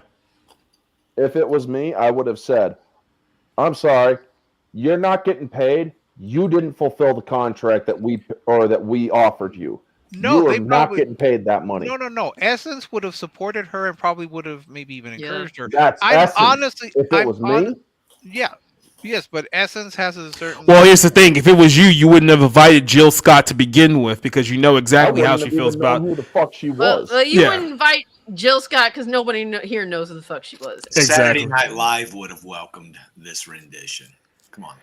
Like I'm trying to think of what was the last hit Jill Scott song. It's probably been about 20 years since the last one I can think of off the top of my head. I honestly don't know. Cut her goddamn mic too, by the way. I don't know who this person is, but I'm surprised that they didn't go for "Lift Every Voice and Sing," which would be the proper national anthem for this country. Thank you. Here's the thing, just real quick. It used to be an insult 60 years ago to tell a black person to go back to Africa. And the reason why it was really insulting, it was because black people at that time liked the United States of America, and it was insulting for them to tell them to go somewhere that they didn't want to go. Now it feels like that most of them don't even want to be here. And you're kind of thinking to yourself, okay, well then, like I said, what's even keeping you here? Apparently telling you to go back anywhere is not really that much of an insult, because you're the one saying that, this country is always trying to find new ways to kill you and oppress you. So it's like, then why do you stay? Why do you stay? They had this movement, I think, prior to the Civil War or after Civil War, and that's how they founded Liberia, because it was founded by American ex-slaves who went literally back, or they didn't go back to Africa because they were not actually. They were liberated. They went. Right. They agreed to go to Africa and found their own country, and it was successful for a long time until the. America has no shortage of people trying to get here that want to be here, so I don't mind if some people need to go. Neozog has a good question about how Jimi Hendrix used it as an anti-war during the Vietnam War. That's all well and good, except if you pay attention to what is said in that in our national anthem, it was the last bit of war that happened to truly let our nation be free. We had people who fought and died so that people could be free, and people literally, because a lot of people say it's embellished history. However, there is also historical record of what happened and what that event entails. That families, sons, and fathers were literally going to their death to make sure that that flag stood as the British launched their last volleys against our nation. Well, this is truly the problem, really. The source of all the problems we're facing right now is that this is the streaming executives who make the decisions about black content. Mm-hmm. Yeah, it's shocker. So that's why you have this woman bellowing out this crazy crap, is because of these people producing content that rewards those ideas. Yeah, she'll complain about white people, but she'll take that white check, though. Yeah, and she'll take the reparations once it comes down the pike. Look, there's a radical difference between someone like a Josephine Baker who had to leave to find more success in Europe versus now, where you don't have those legal barriers. You don't have the legal barriers, and even when you had the legal barriers, you still had very successful stories of African Americans who were triumphant and who contributed greatly. What is the excuse now? What is the excuse now for people saying that it's too hard? You know what was hard? It was hard when you where you could face lynchings, where you were segregated and forced to the back, or not even allowed basic services. Now, 2 generations or 3 generations of legalized integration, what do some people want? They want actual segregation. They want black graduation ceremonies separate from the rest. They want black spaces separate from the rest. This is a bizarre idea. We're literally going back to the 1960s, but this time they're being convinced, oh, it's for our own good this time. So yeah, we need to be segregated this time around because this time it'll be for our own benefit. It's like, it's the whole thing of learn your history or you're going to be doomed to repeat it, and then we're literally repeating it because these people don't know their history. They don't know their history. Here's like, when Tina Turner was asked, like, do you feel like you held back or unfairly treated because you're black or you're a woman? She's like, look, I'm not going to sit here and, make a big thing out of, racism or, being black holding me back, because I mean, she honestly has been, her life, her like, this woman has dealt with a lot of shit throughout her life, man, like, no doubt, like, but she was like, look, I can't change that I'm a woman or that I'm black. But she said, I know my worth, and I was determined to go and get the things I felt like I deserved. And I'm not going to let these things that I can't change hold me back. But like, these people have this mindset that every shortcoming that they have in their life, is attributed to racism, and that's the one thing to harp back on every time. And this is the mindset of why Jill Scott is a fucking nobody. Like, I don't know who this woman is, but this is the mindset that you have that does indeed hold you back. And at the end of the day, at some point, you're going to have to blame yourself for your own shortcomings. Yep. There you go. So any final thoughts on this one before we jump over to our next topic?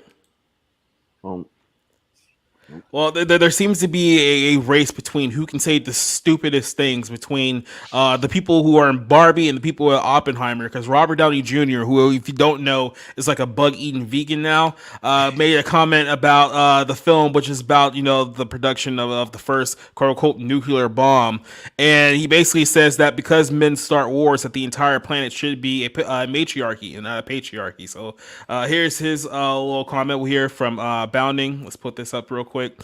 Robert Downey Jr., who is going to be in the Oppenheimer movie, which comes out next week, declares that, like I said, men start wars. The entire planet should be a matriarchy. He plays Louis Strauss in the Christopher Nolan's upcoming film, where he plays. Yeah, I've already said that right here. In a recent interview with the Associated Press, The Outlook, I was curious if you took away any kind of like commentary on the patriarchy and war, which.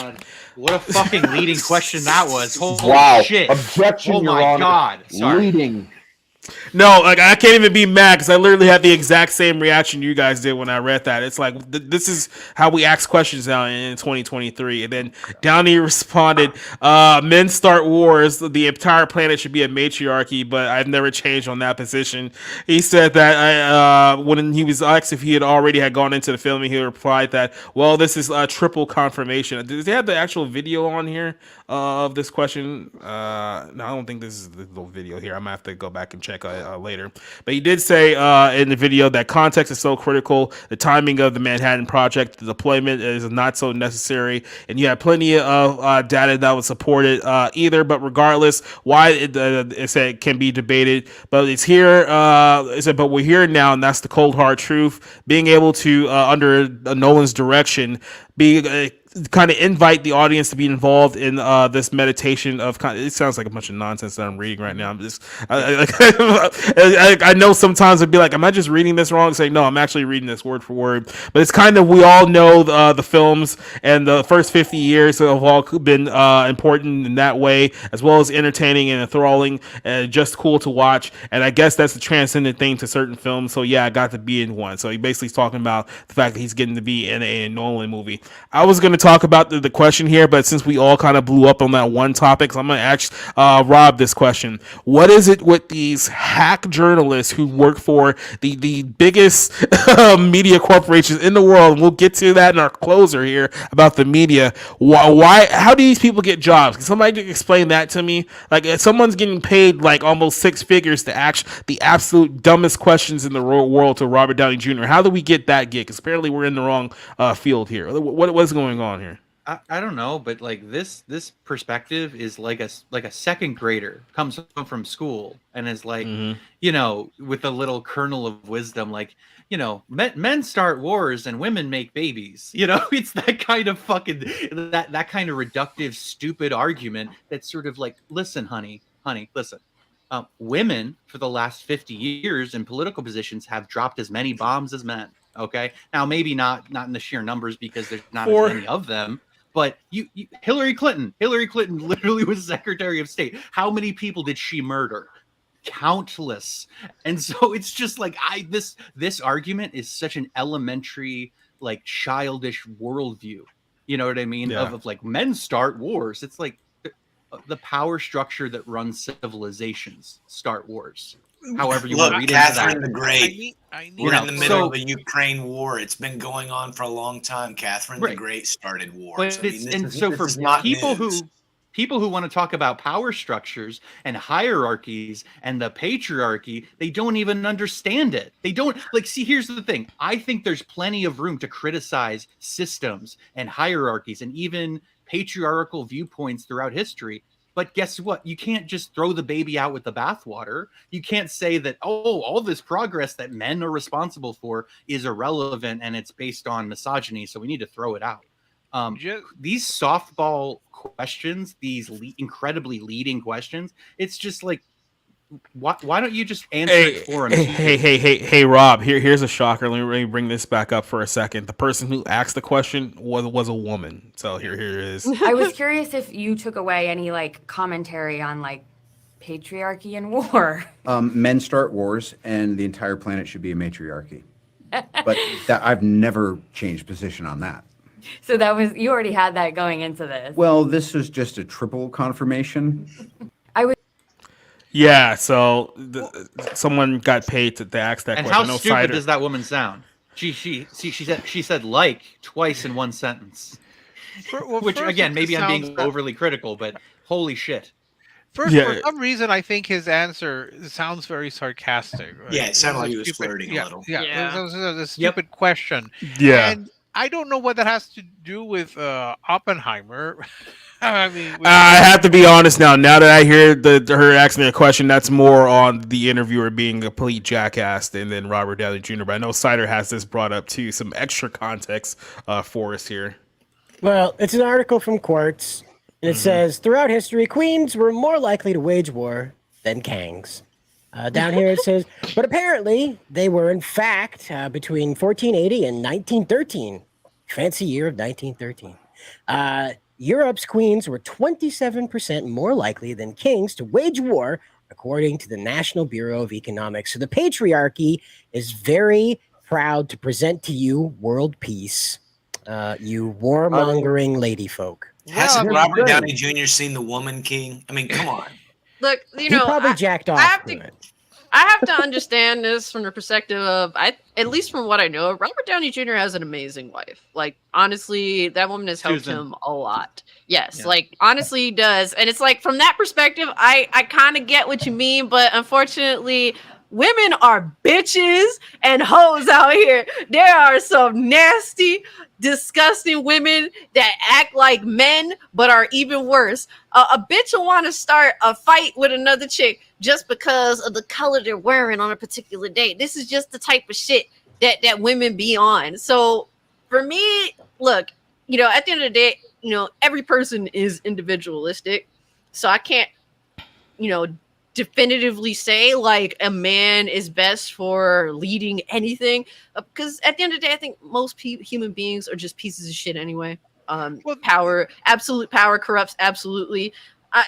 Now there's definitely studies on all this, and I wouldn't be surprised if those studies brought up the possibility that women would probably start more wars than men.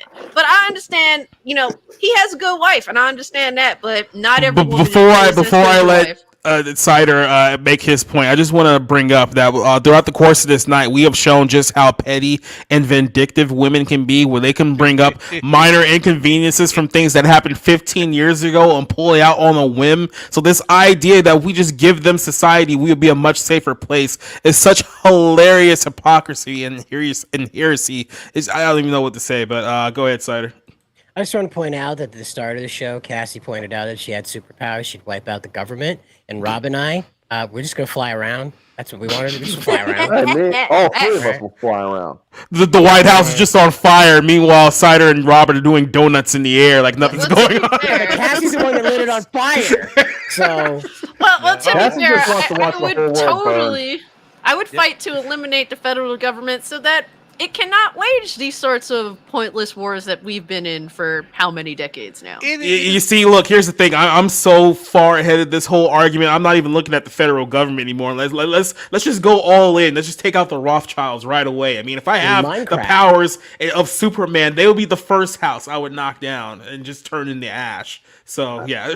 Well, I find it interesting though that you have this idea that if it were a matriarchy, this would be a peaceful, beautiful planet. That is, wasn't that gender forms? You're putting in gender stereotypes that women are more innocent and lovely, and they are not aggressive at all. I thought we were beyond that. I thought women were supposed to be strong and powerful and able to topple governments and rule the world. And I would say that Cider also brought up, he did bring up an interesting point about women, the women king, if you want to put it that way, being aggressive. You had wars during the reign of Elizabeth I. That she wasn't just called Gloriana just for nothing. You had wars during the reign of Maria Theresa. You had wars throughout Bloody Mary. That's what we had. She was able to burn those burn those Protestants just for the fun of it. So the idea, it's power. It's not the gender. It's power. Believe me, Hillary Clinton, if she had become president, we would not have a peaceful, beautiful world right now. All right. It has nothing to do with gender. It has to do with power. Women are just as capable of being mad, power-hungry, destructive figures as men are. Yeah, Cassie. Literally. Hillary Clinton before, she literally said she would instill a no-fly zone over Syria. That's war. Remember, this is a woman who was very proud when Libya, when Muammar Gaddafi fall. What did she say? We came, we saw, he died. Yep. Hey, Jacob, can you get that link out of the private chat? That's Hillary saying those very words. It's a nice. Oh yeah, but you should put the right. Yeah, but no. What you need to do is find the remix. It is the remix. Actually. The remix. Oh yeah, that's Mr. Brawley's a man of culture. And while we're doing that, yeah, I love this remix.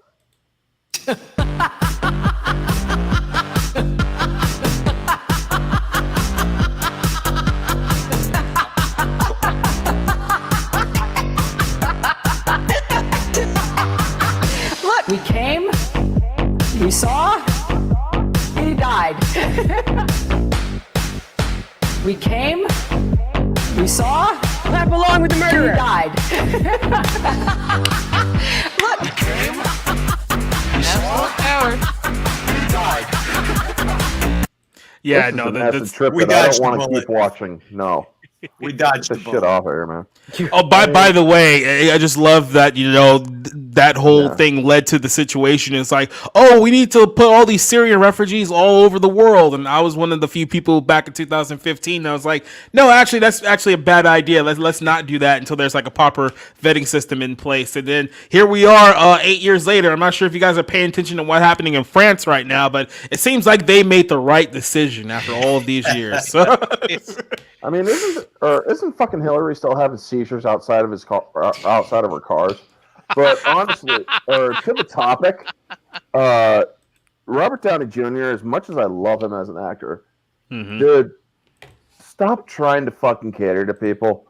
Because honestly, I do know where you're freaking, I do know where some of your shit lies. But also, women or men start wars. Women are, no offense to women, are known to be more emotional. What is the key freaking thing to starting wars? Mainly raw emotion. So if you're saying that women need to rule the world so wars end, you're going to see an uptick in war that Ares would blush at if freaking women ruled the world. Because let's face it, I believe, well, in some religious beliefs, that the first wife to Adam freaking rebelled against shit Lilith. And just Lilith. She wanted to freaking lay waste to shit. So it's like, the first freaking woman instead of Eve wanted to freaking burn shit to the ground, kind of like Cassie. But it's like, I'm sorry, if you honestly think that women are the path to peace, they literally have times during the month where they just want to fucking kill. There's a reason why Eve was the first one who bit the apple in the first place. I'll just leave it at that. Did he say? Yeah, because men wrote the Bible. God damn it! I don't. Which one now? I just want to know: does he say "fuck and kill" or "fucking kill"? Fucking kill. Yeah. Well, maybe both. Fuck and kill and fucking kill. How about that? Ponfar is a very similar concept. Am I to understand that China would have been better if Madame Mao had taken over after her husband died? Well, only 30 million people would have died then. No. They had a female empress. They had a female empress, Tianzu or something like that. Dowager Empress. Something like that, but she was the only female empress of China, and like her entire reign was littered with her poisoning most of her court for her paranoia. Everyone against her. She even killed her heir because he was like going to eventually grow up and dethrone her. So yes, I believe that is the Dowager Empress who really. I mean, the Boxer Rebellion was Wu Zetian. That's her name. Wu Zetian. Do you guys remember the Olympics from a few years ago? I'm not sure if it was the last one. It was like maybe like 4 or 6 years ago. But remember when the media had this like obsession with she was having picture trouble. She'll be back.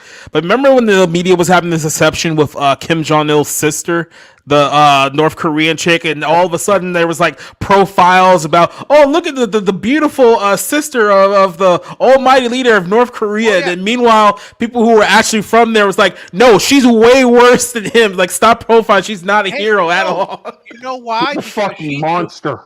She threw shade at Mike Pence. She gave him an evil eye. So obviously, yes, Slay Queen, because she was able to take down that sexist, Bible thumping nut job who can't be anywhere near a woman other than his wife. Yeah. Meanwhile, she's the leader of a land that literally doesn't have lights. We're literally speculating whether or not she actually tried poisoning her brother. Multiple times, by the way. Yeah. Well, Like, the you guys reason why don't- we painted. Go The ahead. reason why she rose to prominence was because he got COVID and everybody thought he was dead. Yeah. So she started showing up in his place, and they were like, "Oh, we got a new leader now in North Korea." People from North Korea that had escaped and were in South Korea. I think it was a girl actually that made it to China, the one that escaped their weird little sex train going on over there. Yeah. She talked about how the sister is like they make money for North Korea doing the child trafficking thing. That she's like in charge of their like ranch for growing North Korean child sex slaves. So. Well, also look at how female villains are truly portrayed. Like you have these female fucking crime lords and shit. They are so much more fucking twisted than male guys. It's like, dude, we have fucking standards. You put a fucking woman crime lord, she's just fucking laying waste to anybody who fucking pisses her off. Yeah, and it's like, if only we knew someone who had that fucking mentality. Who had that mentality of just outright vengeance and anger. Some people just want to watch the world burn. Yep. All right. Any final thoughts on this one before we move on to our final topic of the night? Honestly, I Yeah, thought Robert Downey Jr. needs to get off the rag. No, actually, just hearing the question and the answer, I thought he was almost being like sarcastic. Like I thought, yeah, okay, will you give me a stupid question?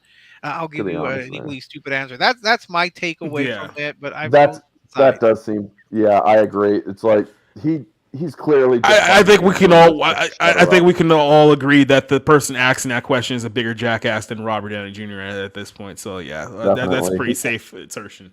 Because he's always been more stable. Yeah, even when he was on crack. Yo, son. All roads of this show lead back to crack. It's like the fifth time. All right, then let's go ahead and let's talk about if our we're closer. talking about crack, we need to do my short. We'll bring it up here in a second, but so the media has been attacking The Sound of Freedom for literally the last week, and it's such a glaring contrast of that they're super upset about a movie here that is literally about exposing child trafficking in the world, especially in certain regions. So if you guys didn't watch our show last night, me, Rob, and Rick talked about this film. Quick little rundown for those who haven't seen it. It's basically the story about Tim Ballard, about how he went to countries like Mexico, Honduras, and other countries in like South America trying to save children from human sex trafficking who were kidnapped in this environment and then brought over to do very heinous stuff. And they were essentially saving these kids, like literally rescuing these kids from this environment. If you guys don't know the context about the film, this was a movie that was originally produced by 20th Century Fox. It was filmed back in 2018. When the Disney merger hit, and was finalized, Disney shelved this film and buried it. So they wouldn't allow anyone to see it, wouldn't allow anyone. The filmmakers had to fight for years to get this film out in the light of day. And keep in mind, this is also around the same time the Jeffrey Epstein stuff was starting to get national news as well. So the last thing they wanted out there was any kind of film that was pointing fingers at, sex trafficking around the world, especially with high-ranking figures of the government. But this film came out. It did bonkers numbers over the weekend. I think it made like $40-something million over the course of the last week. It only had like a $14 million production budget, so it's well made over as a movie. I think it's at $46 million at the moment. People are very, very high on it. People who have seen it said that it's one of the best movies of the year. It's a very tough film to watch if you're like sensitive to like sensitive topics like that, because it is showing the reality of what really goes down in these environments. But for some reason, certain members of the media have come out and attacked this film, and they've really been trying to link this with QAnon, which is the was the kind of the conspiracy thing that they labeled a few years ago about, oh, there's these people out there that think that celebrities and the governments run a child sex trafficking ring around the world where they do horrible things to children, because that's a conspiracy theory to believe something like that actually exists, right?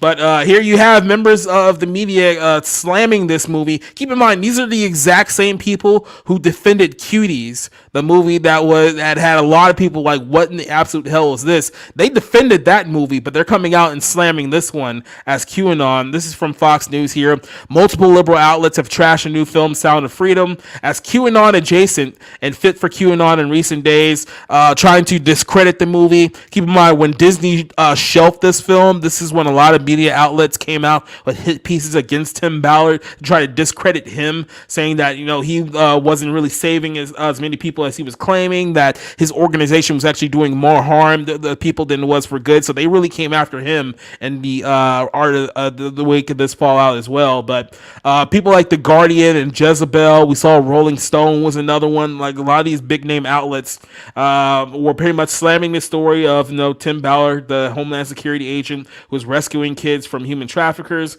Angel Studios released the film to big box office success, but people are saying, oh, this is right-wing extremism. The Guardian put this review out there saying that this is a QAnon adjacent thriller seducing America and piecing itself together to try to rationalize why I'm sorry, he said that QAnon adjacent thriller was seducing America into believing like these conspiracy theories, trying to find ways to, I guess, hammer its success. It says, but for a fleeting moment in this past 4th of July, the attended audience of Indy's latest outing was presumably spending time with their family and friends at barbecues and other social situations. An unoccupied fandom rallied by star Jim Caviezel, is that his name? Caviezel, sorry.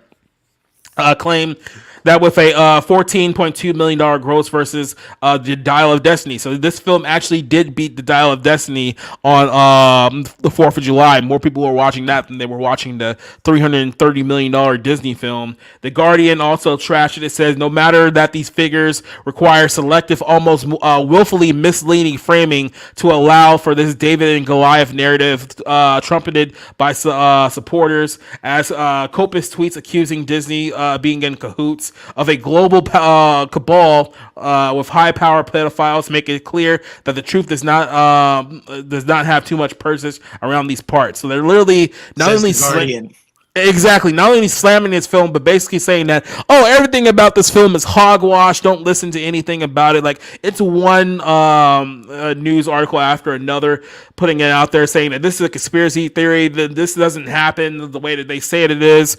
And then this was the kicker. This has happened right before we went live about a couple hours ago, and this has been verified now. Leading report says that Biden's DOJ has removed child sex trafficking from its list of areas of concern on its official website. So apparently, in the week that this film came out, exposing child sex trafficking, the Biden administration is saying, yeah, you know what? This isn't a problem that really needs all of our concern or investigating whatsoever. So it's like, just turn away, people. Nothing to see here. I driving the clown car over there. Seriously. I mean, look, Harris, I'm assuming. It must be.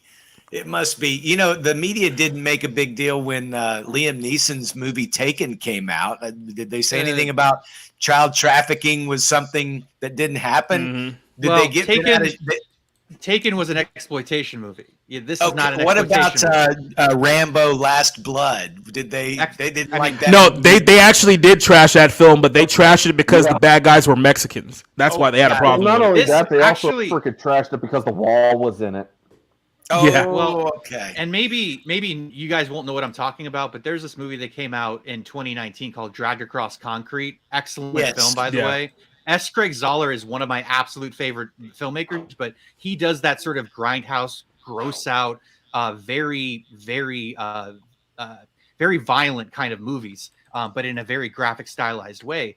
And critics painfully had to say it was a good movie because they wanted to say it was like right wing, because Mel Gibson and his wife are dealing with some inner city elements that are, all too familiar if you follow the news and crime statistics. But that's what this reminds me of, is like they almost don't want to say it's a good movie because it's got a 75% Rotten Tomato right now and 100% audience and an A+ cinema score. So, but what's their like reading that Rolling Stone and Guardian reviews? They didn't review the movie. It doesn't sound like they even watched the movie.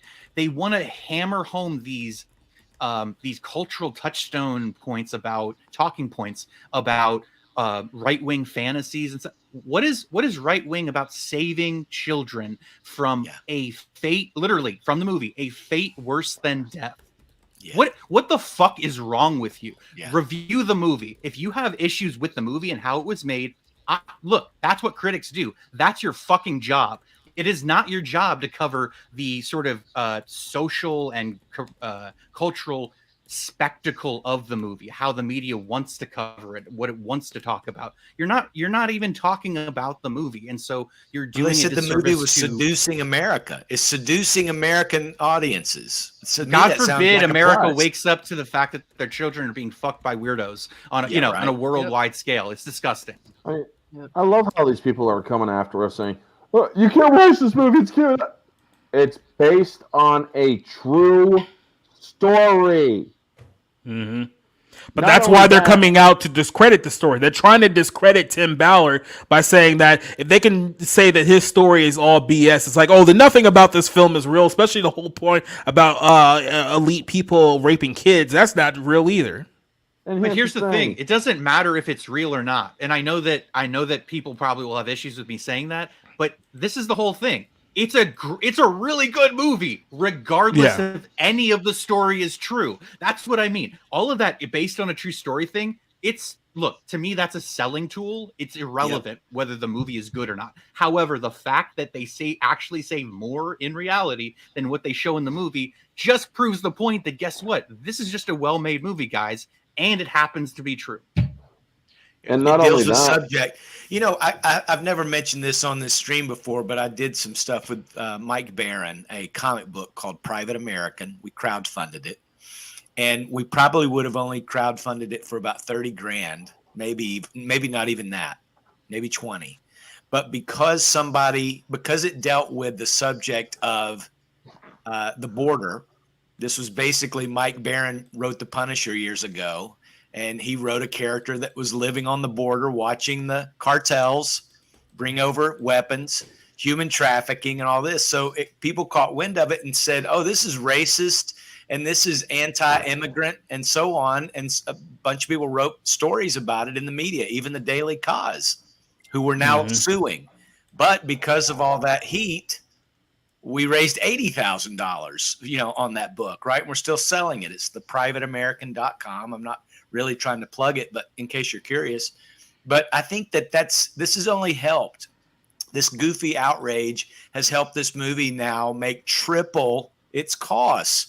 And we can speculate all we want. Why did Disney keep this movie from coming out?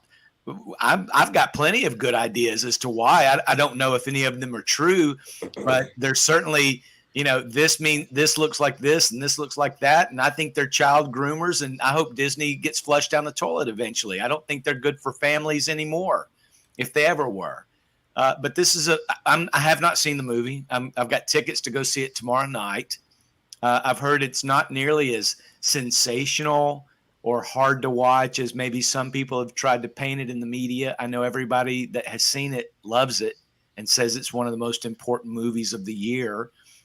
And if people at Rolling Stone and Washington Post are trying to tell me not to watch it, I'm all the more anxious to go see that movie. And I hope it makes 100 million by next weekend. Well, first, I will say that I will back you up on that idea that it is well worth seeing. And believe me, I've known Rob for a while. It takes a lot to get him passionately to favor a film. So he's a tougher critic than I am. So he's much more enthusiastic than I am.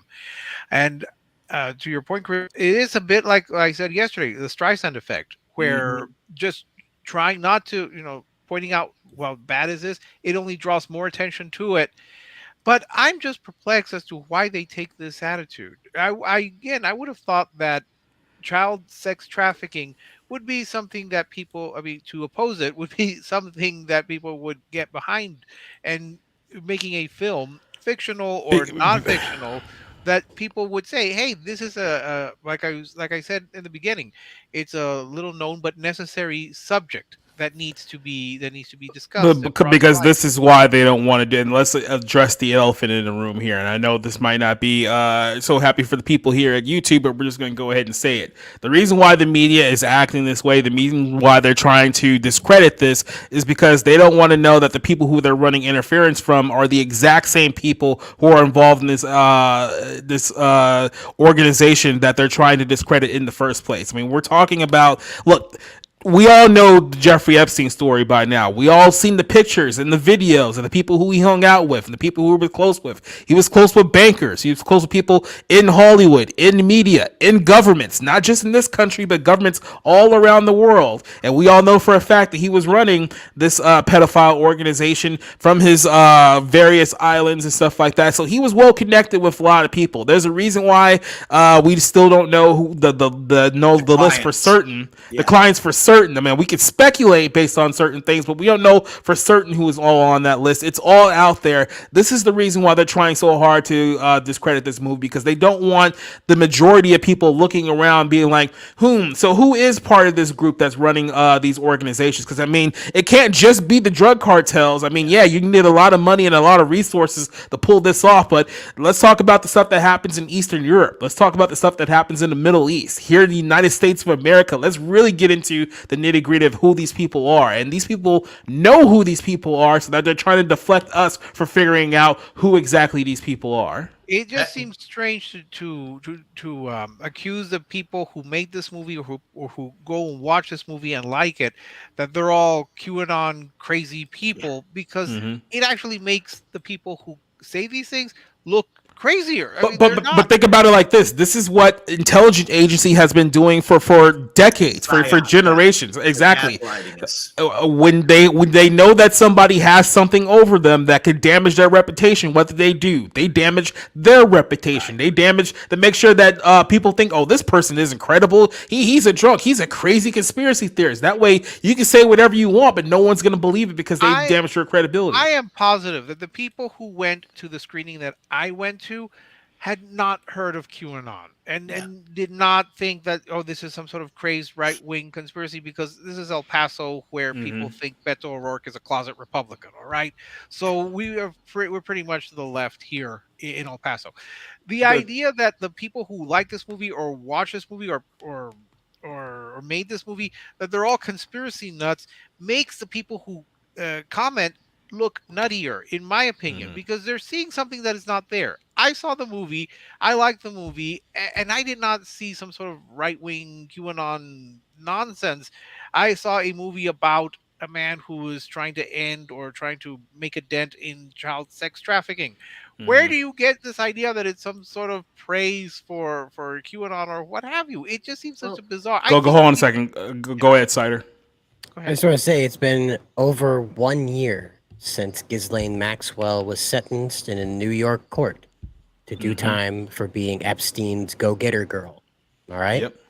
And not a single person who she was convicted for providing child sex slaves to has been arrested, questioned, outed, or even whispered of. Yep. And not for nothing, if you actually are a fucking idiot as to believe that child sex trafficking does not exist, you're a fucking conspiracy theorist. Amen. With no information to back up the absolute retardation thought that you have in your mind. And not only that, if you're... Caviezel, I just wanted to say real quick, Jim Caviezel did an interview the other day that I heard him say, you know, he did the Passion of the Christ, and he said there were two instances where people who had committed murder saw that movie and they went and turned themselves in. Okay. He said, I hope this movie will impact whistleblowers, people who are involved in the trade somehow. I hope that we have that same sort of effect on more and more people. So I understand it's a powerful movie. I'm looking forward to seeing it.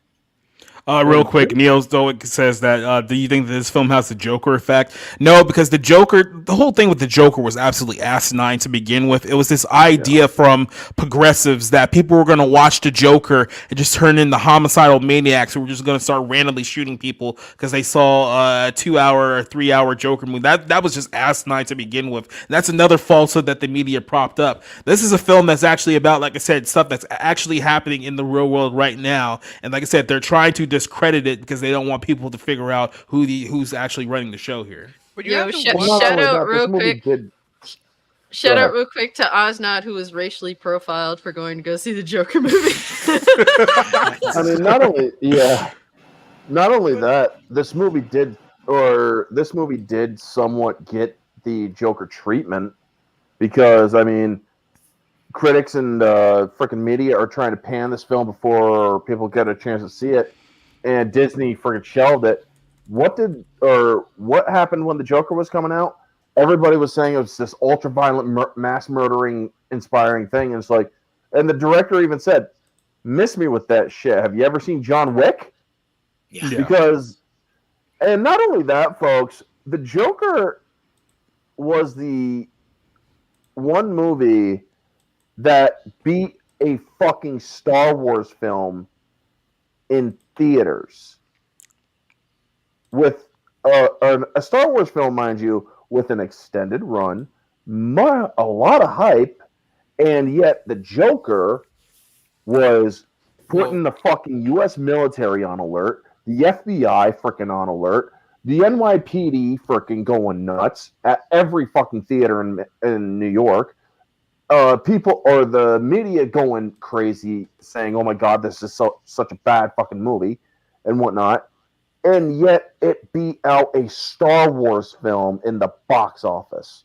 Well, and also became. Do you mean overall box office? Because what Star Wars movie came out in 2019? You know what I mean? Because Joker came out in October. It was the what was it? The Rise of a Skywalker, the Rise of the Skywalker, the third one. Yeah, Rise of Palpatine. It was the last of the three after The Last Jedi, which kind of torpedoed. But also, true. But not only that, this movie also showed that we don't need China in the box office. Well, we don't, but Hollywood does, because Hollywood sold to China 15 years ago. Now it's biting them in the ass. China's not buying the Black Little Mermaid. Yep. With Joker and Sound of Freedom, and all these people saying that the viewer is either QAnon or is going to go on some murderous spree, I just wonder what do these people think of the audience, that they think that if I went to go see Joker, that I was going to go out there and start some sort of rampage, or that if I went to see Sound of Freedom, I'm going to believe that Hillary Clinton is running some sort of child sex slave through a pizza joint. I don't know. It just seems so bizarre. It doesn't show that they trust their audience to have any kind of intelligence or discernment. It's a little troubling to me to hear that people thought that there was going to be mass crime at the Joker, or that there was going to that people who went to see Sound of Freedom or are all going to believe conspiracy theories. It just seems bizarre to me that people would say that. I think it's almost projecting from some of these critics. And again, Rob is right. I read the same reviews, and they weren't really reviewing the movie. They weren't talking about the performance. They weren't talking about the story. They were talking about, Jim Caviezel's nuts. All right, he may be nuts. It's irrelevant to me because I'm not reviewing his insanity or alleged insanity, or however you perceive it. I'm reviewing the film, and the film worked. The other people in the theater were crying. They got out their phones to do that QR code at the end. So it worked. It was effective, and it was well told. I still think it's a little long, but that's a minor point. I'm just astonished that other people would say, "Oh, if you like this movie, you're insane." I mean, why? Speculate, Rick. Speculate why they're doing that. But what's weird is that there is no New York Times review. There is no LA Times review. A lot of major publications did not review this movie. Joker got reviewed across the board. So I think it's an interesting comparison, but this is the little movie that could. And I'm so sick of these fucking try hard, degenerate, not leftists, but like shit libs like Dick Masterson on Twitter, who are just like, dude, you're just trying to like irritate anybody that might see themselves as not liberal at this point. And it's fine. That's fine. That's what you do. But that's what trolls do. You don't have any criticisms. You don't have anything you can hit. Oh, they boosted the ticket sales by, shady methods. And it's like, what the fuck are you talking about? People want to go see this movie. That's why it's doing well. Did he ever mention how Rotten Tomatoes has some shady numbers, how they help Disney every now and then? Of course not. I mean, there is a certain level of irony to the fact that this is the movie that Disney could have released under their own umbrella, and they buried it 5 years actually. And then, of course, the day it comes out, it beats their $330 million Lucasfilm film. That's probably going to lose upwards of $300 million when it's all said and done. So it's like, beautiful. Yeah. It's beautiful. It's a beautiful thing. It is strange to me, and I think I saw this on Twitter as well, that these major news outlets aren't reviewing a film that is in the top, certainly in the top 5, if not the top 3 in terms of. It's a top 3 this week. It's not like I said, it's not weird though. I mean, like when you know what's really going on, it's not surprising at all. Because look, this is a film. We talked about this. Disney buried this film, right? Guess what? There's a whole bunch of other studios that could have went forward with this. Warner Brothers could have made a bid for Netflix it. Universal, Amazon Paramount, the streamers Apple. Yeah. It's funny that Red Door, Insidious, it's already in the black. Mm-hmm. Sound of Freedom, already in the black. And the dead corpse of Indiana Jones is going to add to the $1 billion that Disney's already lost. It's beautiful. God is in control, and I love it. Keep going. Oh, Sink Disney, sink. I'm rooting for it. The idea that people genuinely would recommend Joyride over Sound of Freedom is absolutely astonishing. And that they would review that, and tell me, yes, go see that, but don't go see Sound of Freedom. It just seems bizarre. And this is the whole thing. It's not bizarre if we knew the truth. Yeah, I've been complaining for years that critics have basically not been doing their job for the last 10 years. This is egregious. This is truly one of those things where there is a clear delineation between absolute fucking garbage and something that is genuinely well made and worthwhile investing in. And they're just like, oh, it's a right-wing guy. I can't root for him. It's like, what is wrong with you? And then we just get fed absolute soulless drivel like Joyride, which, like I said, they make movies now where the audience can't possibly connect any kind of human connection with these characters because they're written so terribly. It's like you don't want anything to do with these people whatsoever. It's like, how can you connect with these people in any kind of meaningful way? It's like, no, you can't. It's a strange hostility to the audience. The audience obviously liked this film. I mean, to get an A+ on the Cinema Score? Cinema Score, yeah. That is a very rare. I don't want to say rare feat, but it's I mean, what was the last one that got an A+? Wasn't it? Well, the top 3 don't have an A+, but it happens every now and then. And to be honest, the people that are getting scored by Cinema Score are there on opening night, so they are primed to give it a good score if it's a good movie. Anything, like opening night of any Star Wars movie, you name it. But to get that A+, that speaks a lot. An A+ for a drama. Yeah. For an A+ for a drama that is on a very difficult subject and not starring big names. Apologies to Jim Caviezel, but I remember you from Person of Interest and the great show. So it's not like you're going to flock to go see his movie. But again, I'm thinking about the last one to get an A+, maybe the greatest film ever made in the history of cinema across the universe. So I'm just astonished. I've been told. Best Picture. Just as a random shout out, if you guys have not seen The Count of Monte Cristo from 2002 with Jim Caviezel in it, it is 4 nights excellent. Ago. It is a great movie. Fucking great movie, man. That is a great movie. Just like 4 nights ago, it's a great flick. I watched it. Did a review. Yeah. Orange Hat wanted to show us this, so let's play it. Uh-oh. Hunter! What's up? In the White House? Seriously? and we'll never know where that crack came from or went. Yeah. Yeah, I mean, it was a random tourist who was walking around like close to the situation room and just opened a little cupboard and just put his cocaine or her cocaine there.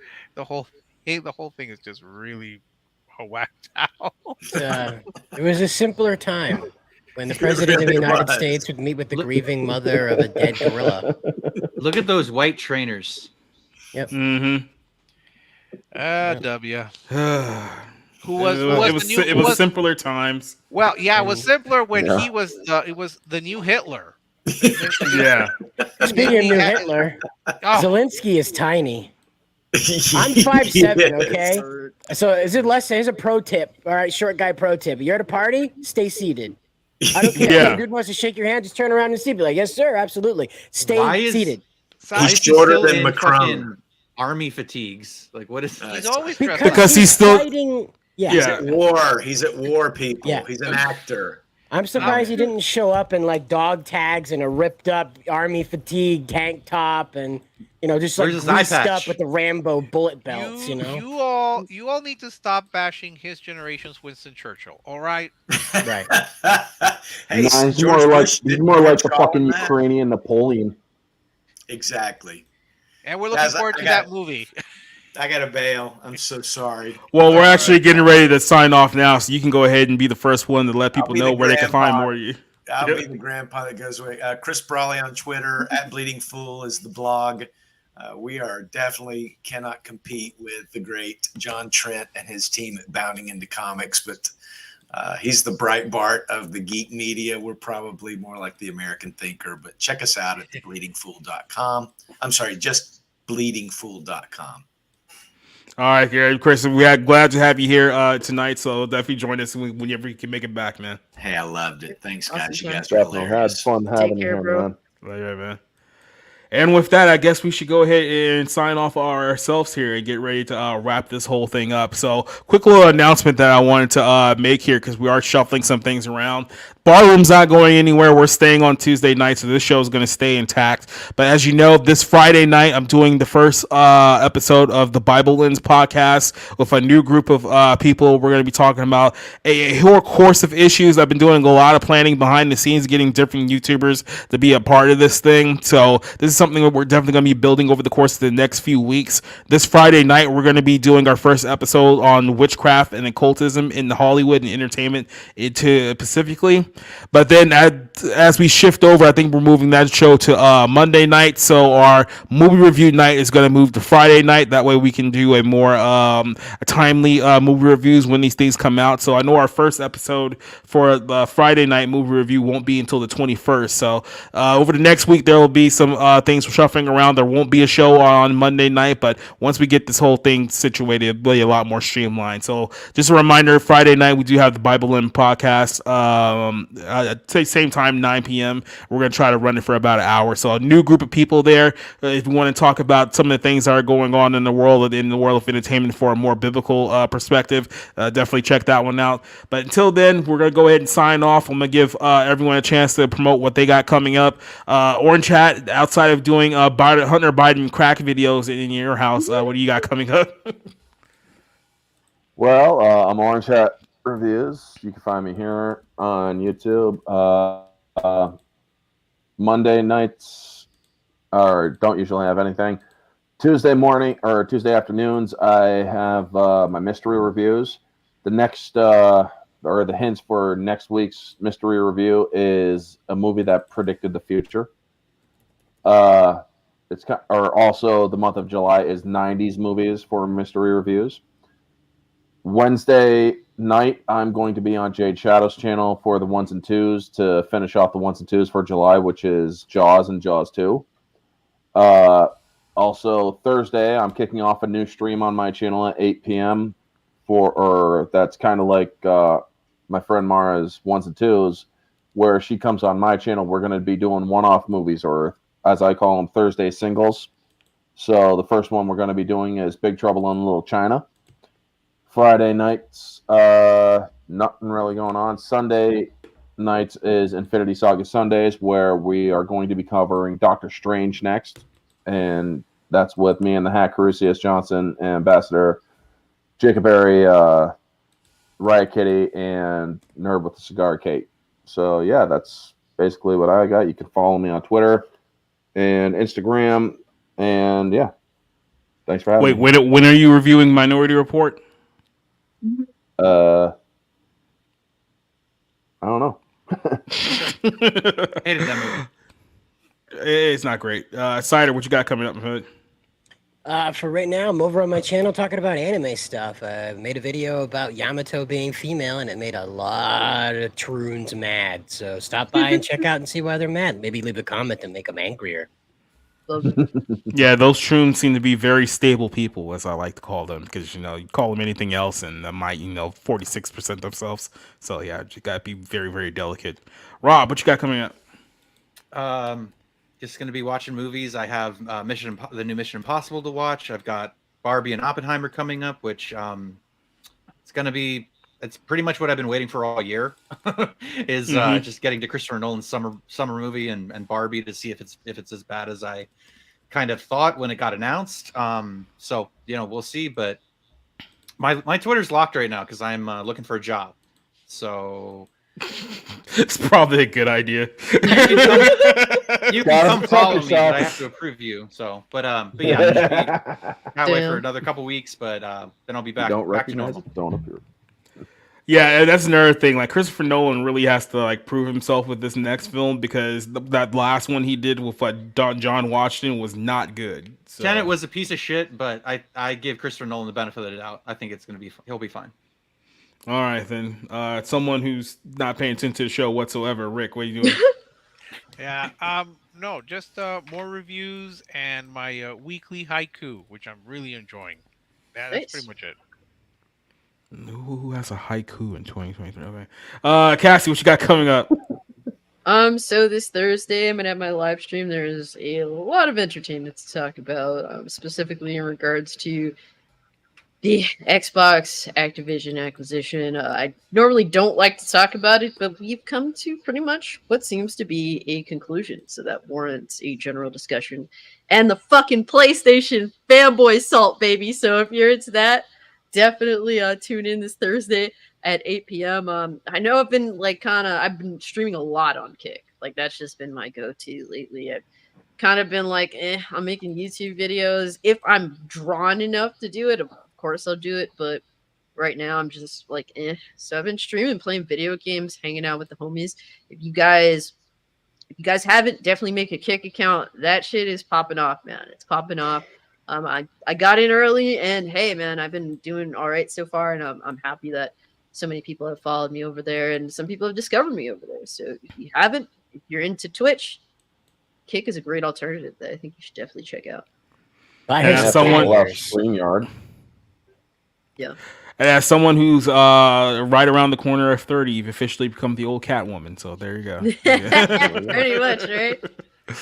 And then, like I said earlier, Friday night Bible Lens podcast. We're going to have a whole new group of people there talking about a lot of interesting topics over the course of the next few weeks. So join us for our first show on Friday night. No show on Monday night, but we will be back here next Tuesday, bar room, same time, same place. So for all of my people who are here with us here tonight, for everyone who joined us in the chat, we got a lot of people who joined us in the chat for this show. So I'm going to try to shout you out them as much as I can. Neo, Duke, JEC, Sheila Aliens was here for a while, Twitless, JEC Shifter, Marina was here for us tonight, Neozoic obviously, Spencer was here, Josh was here for a little bit, I think Johnson might have been here for a while, then she left, Right Wing, Dobe Effect, I want to make sure I get everyone here. Who else do I get?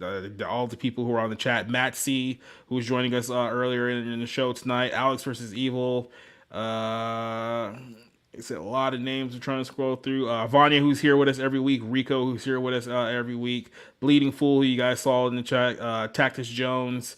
I already gave out shit twit list. Excalibur. Tommy Moore. Sure, I didn't miss anybody. Oh, Yolanda Gaines joining us here tonight. So I think that's everyone. If I did miss, oh yeah, John Bounding in the Comics who was here earlier. Swag Lord who was here earlier. So if I missed everyone, Mephisto, I'm glad you guys joined us here for another show. But we're wrapping things up. We're getting out of here. So we will see you guys hopefully on Friday night. If not, we'll see you guys next week, same time. So wave to the crowd. We're out of here. Bye bye, people.